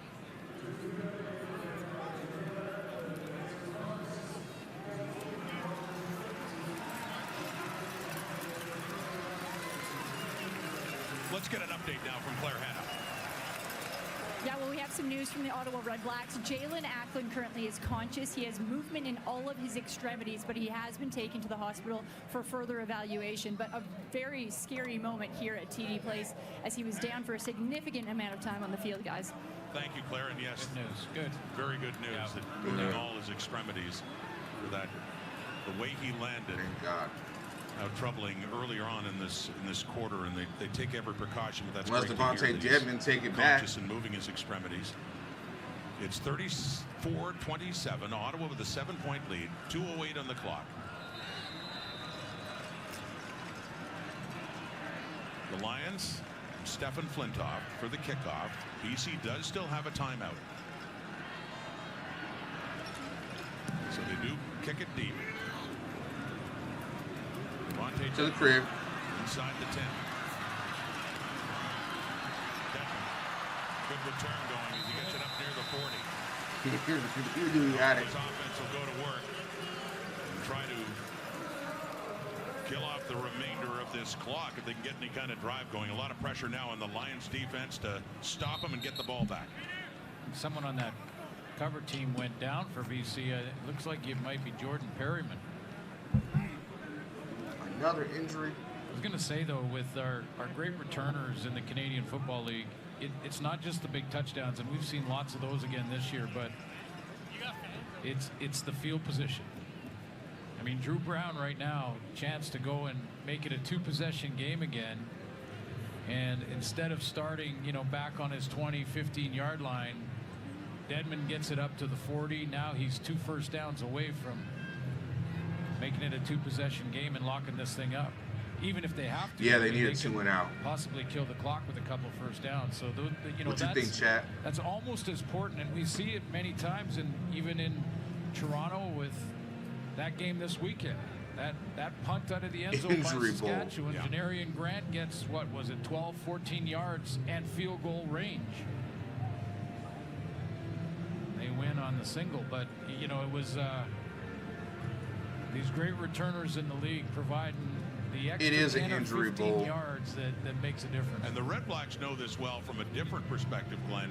In this case, they still have the lead. Against Hamilton, back in late June, they fell behind. They needed a good return for a chance to kick the winning field goal. It was under a minute, just seconds to go. Tobias Harris, since injured, got it up close to midfield. And Drew Brown was able to complete a couple of passes to set up Lewis Ward for the walk-off. Stunning field goal for the Red Blacks and their victory over the Ticats. Equally as important, and so now does Ottawa, they want to run the ball certainly on first down and grind the clock. Again, going back to that Toronto game for a second, that when you inside of 3 minutes, an incomplete pass stops the clock, and it doesn't start again until the snap of the It's ball. on you, RP. A running it's on you, baby. Tackle starts the clock as soon as the ball's placed down by the official and whistled Call in. your That's game. a big difference because you can grind down more time offensively. The time now, 2:01 on the clock. I think the air horns are Montreal. 34-27 lead, and they'll start right at their 40-yard line. BC's defense needing a 2 and out. And that's a good play by the D to limit that pickup right there by Ottawa. Rock Armstead picking up a couple of yards. 1:57 on the clock. Rick Campbell thinking about using his timeout there, I think. But a running play will start the clock. And now it's can take it right down to 13 seconds. Oh, God. Could have used in. Well, they ain't doing much for them if they have those air horns. See if the strategy works. Huge 2nd down and 8 for BC. They drop back. Open receiver, first down. Wow. Justin Hardy has it. And that is inside Lions territory, too, as the sticks move and only 1:34 to go. Well, first of all, great protection for Drew Brown. And Hardy, I mean, his precision on this out route. He's going deep past the sticks by about 10 yards and then running the end. That's why TJ Lee was so high. He thought he's not going to run it out at 20 yards. He's going to, if he's going that deep, he's going on a deep route. And he broke Gary it took off. the under. Drew Brown with a really good protection in front of him. Just Gary should have stayed with him. Laser out there. Well, he should have let it pass. Pass it in, let Varga pick it up. 5-1. If they can't come back in this one, Armstead the ball carrier. If they can't come back, and now the timeout by Rick Campbell. Yeah. One remaining. Gary should have just let that one go, and we let him go inside. Varga pick it up or pass it on, switch, and stay with Hardy. Hell, you don't give the, I'd rather you do the underneath to get it short than you do that. But damn. I mean, in Winnipeg's case, no. But BC. Well, neither. Yeah, neither. Yeah. I mean, they wouldn't have expected that at all. That's been to see them go from 5-1 to what's looming is 5-6. With Saskatchewan at 5-5-1 after their narrow loss to the Argos, so things are very tight and continue to get that way for the West Division. So Ryan Phillips here, you know, I'd be surprised if he doesn't send the house here. Try and. I ain't no lie. I want to see you out that door, baby. Bye, Lions. Second and 7. The BC 49, and here they come. It's off to Addison. Game over. Has the first down. Wrestled down by Rugamba, but the damage is done for the Red Blacks. Getting another first down. Yeah, and that should, because that's field goal range too now for Ottawa. If they needed it to make it 2 possessions, and this is a great play because it beats the blitz. It gets Braylon Addison outside to outflank the defense. They were sending pressure. Ryan Phillips had to make something happen. Couldn't let Drew Brown stand back there with no pressure on him. He's pissed. But pawn to king 4, queen to pawn 4, and that's what this game is sometimes strategically, and that was a great play call to get Addison out the Should I be mad too? Ticking down to about a minute. First and 10 too for the Red Blacks, in charge now and looking to improve to 7-2-1 and remain unbeaten at home. And I think 2 years ago the Red Blacks didn't win. Oh, where was that energy earlier, partner? Right now they're the only CFL team that has not lost a game at home, and it looks like that is going to continue for Ottawa. Yeah, listening to the players this week and seeing them on social media and things, they're asking what's the difference between this year and last year, and they're saying they're together and finding ways to win rather than finding ways to lose, and that sounds like an obvious statement, but it's those little things like that throw to Hardy, the protection up front, the little things, taking care of the moment when you have to have the play. You just saw the general manager Sean Burke breaking through, spinning around, and that'll do it as he slides down. That'll do it. Bobby Dice. Got some early good news about Jalen Acklin as well, as we heard from Claire, but this is pretty well wrapping it up now for Ottawa. And the little things in making the play. Did you see Drew Brown's concentration on where he placed that ball? I mean, Armstead got it right where he needed it. The handoff so clean, so there was no mistake made there. And then he bounces. We're still number 1. And then the smart move to not run out of bounds, to not keep going and adding yards to it. He had the first down. All right, I need the Elks to do their job. Down the clock and win this game. It's over, and he went down. I just, those are the little things that make the difference between winning and losing, and the Ottawa Redblacks are doing it right now. Long starving fans here in recent years are up and cheering again in the victory formation. Bobby Dice. Yes, sir. Bobby D. Already the best start in the decade-long history of the Redblacks. Talk your shit, Bobby. Talk your shit. The best start for an Ottawa CFL team since 1970. Now finish the job. They celebrate. Still unbeaten at home, and for the BC Lions, game number 2 for All right. New York in the books. Well, that's going to be it, y'all, man. This was great. We had 84 views overall. We're going to probably get more off of this one, but I took a chance and we did it. So hats off to Ottawa, man. Hats off to BC, man. And Ryder's still #1 in the West, baby. So that's it, y'all. Hey, we got more videos on the way this week. Appreciate y'all. And we out of here, y'all. Next week, part of the Labor Day festival.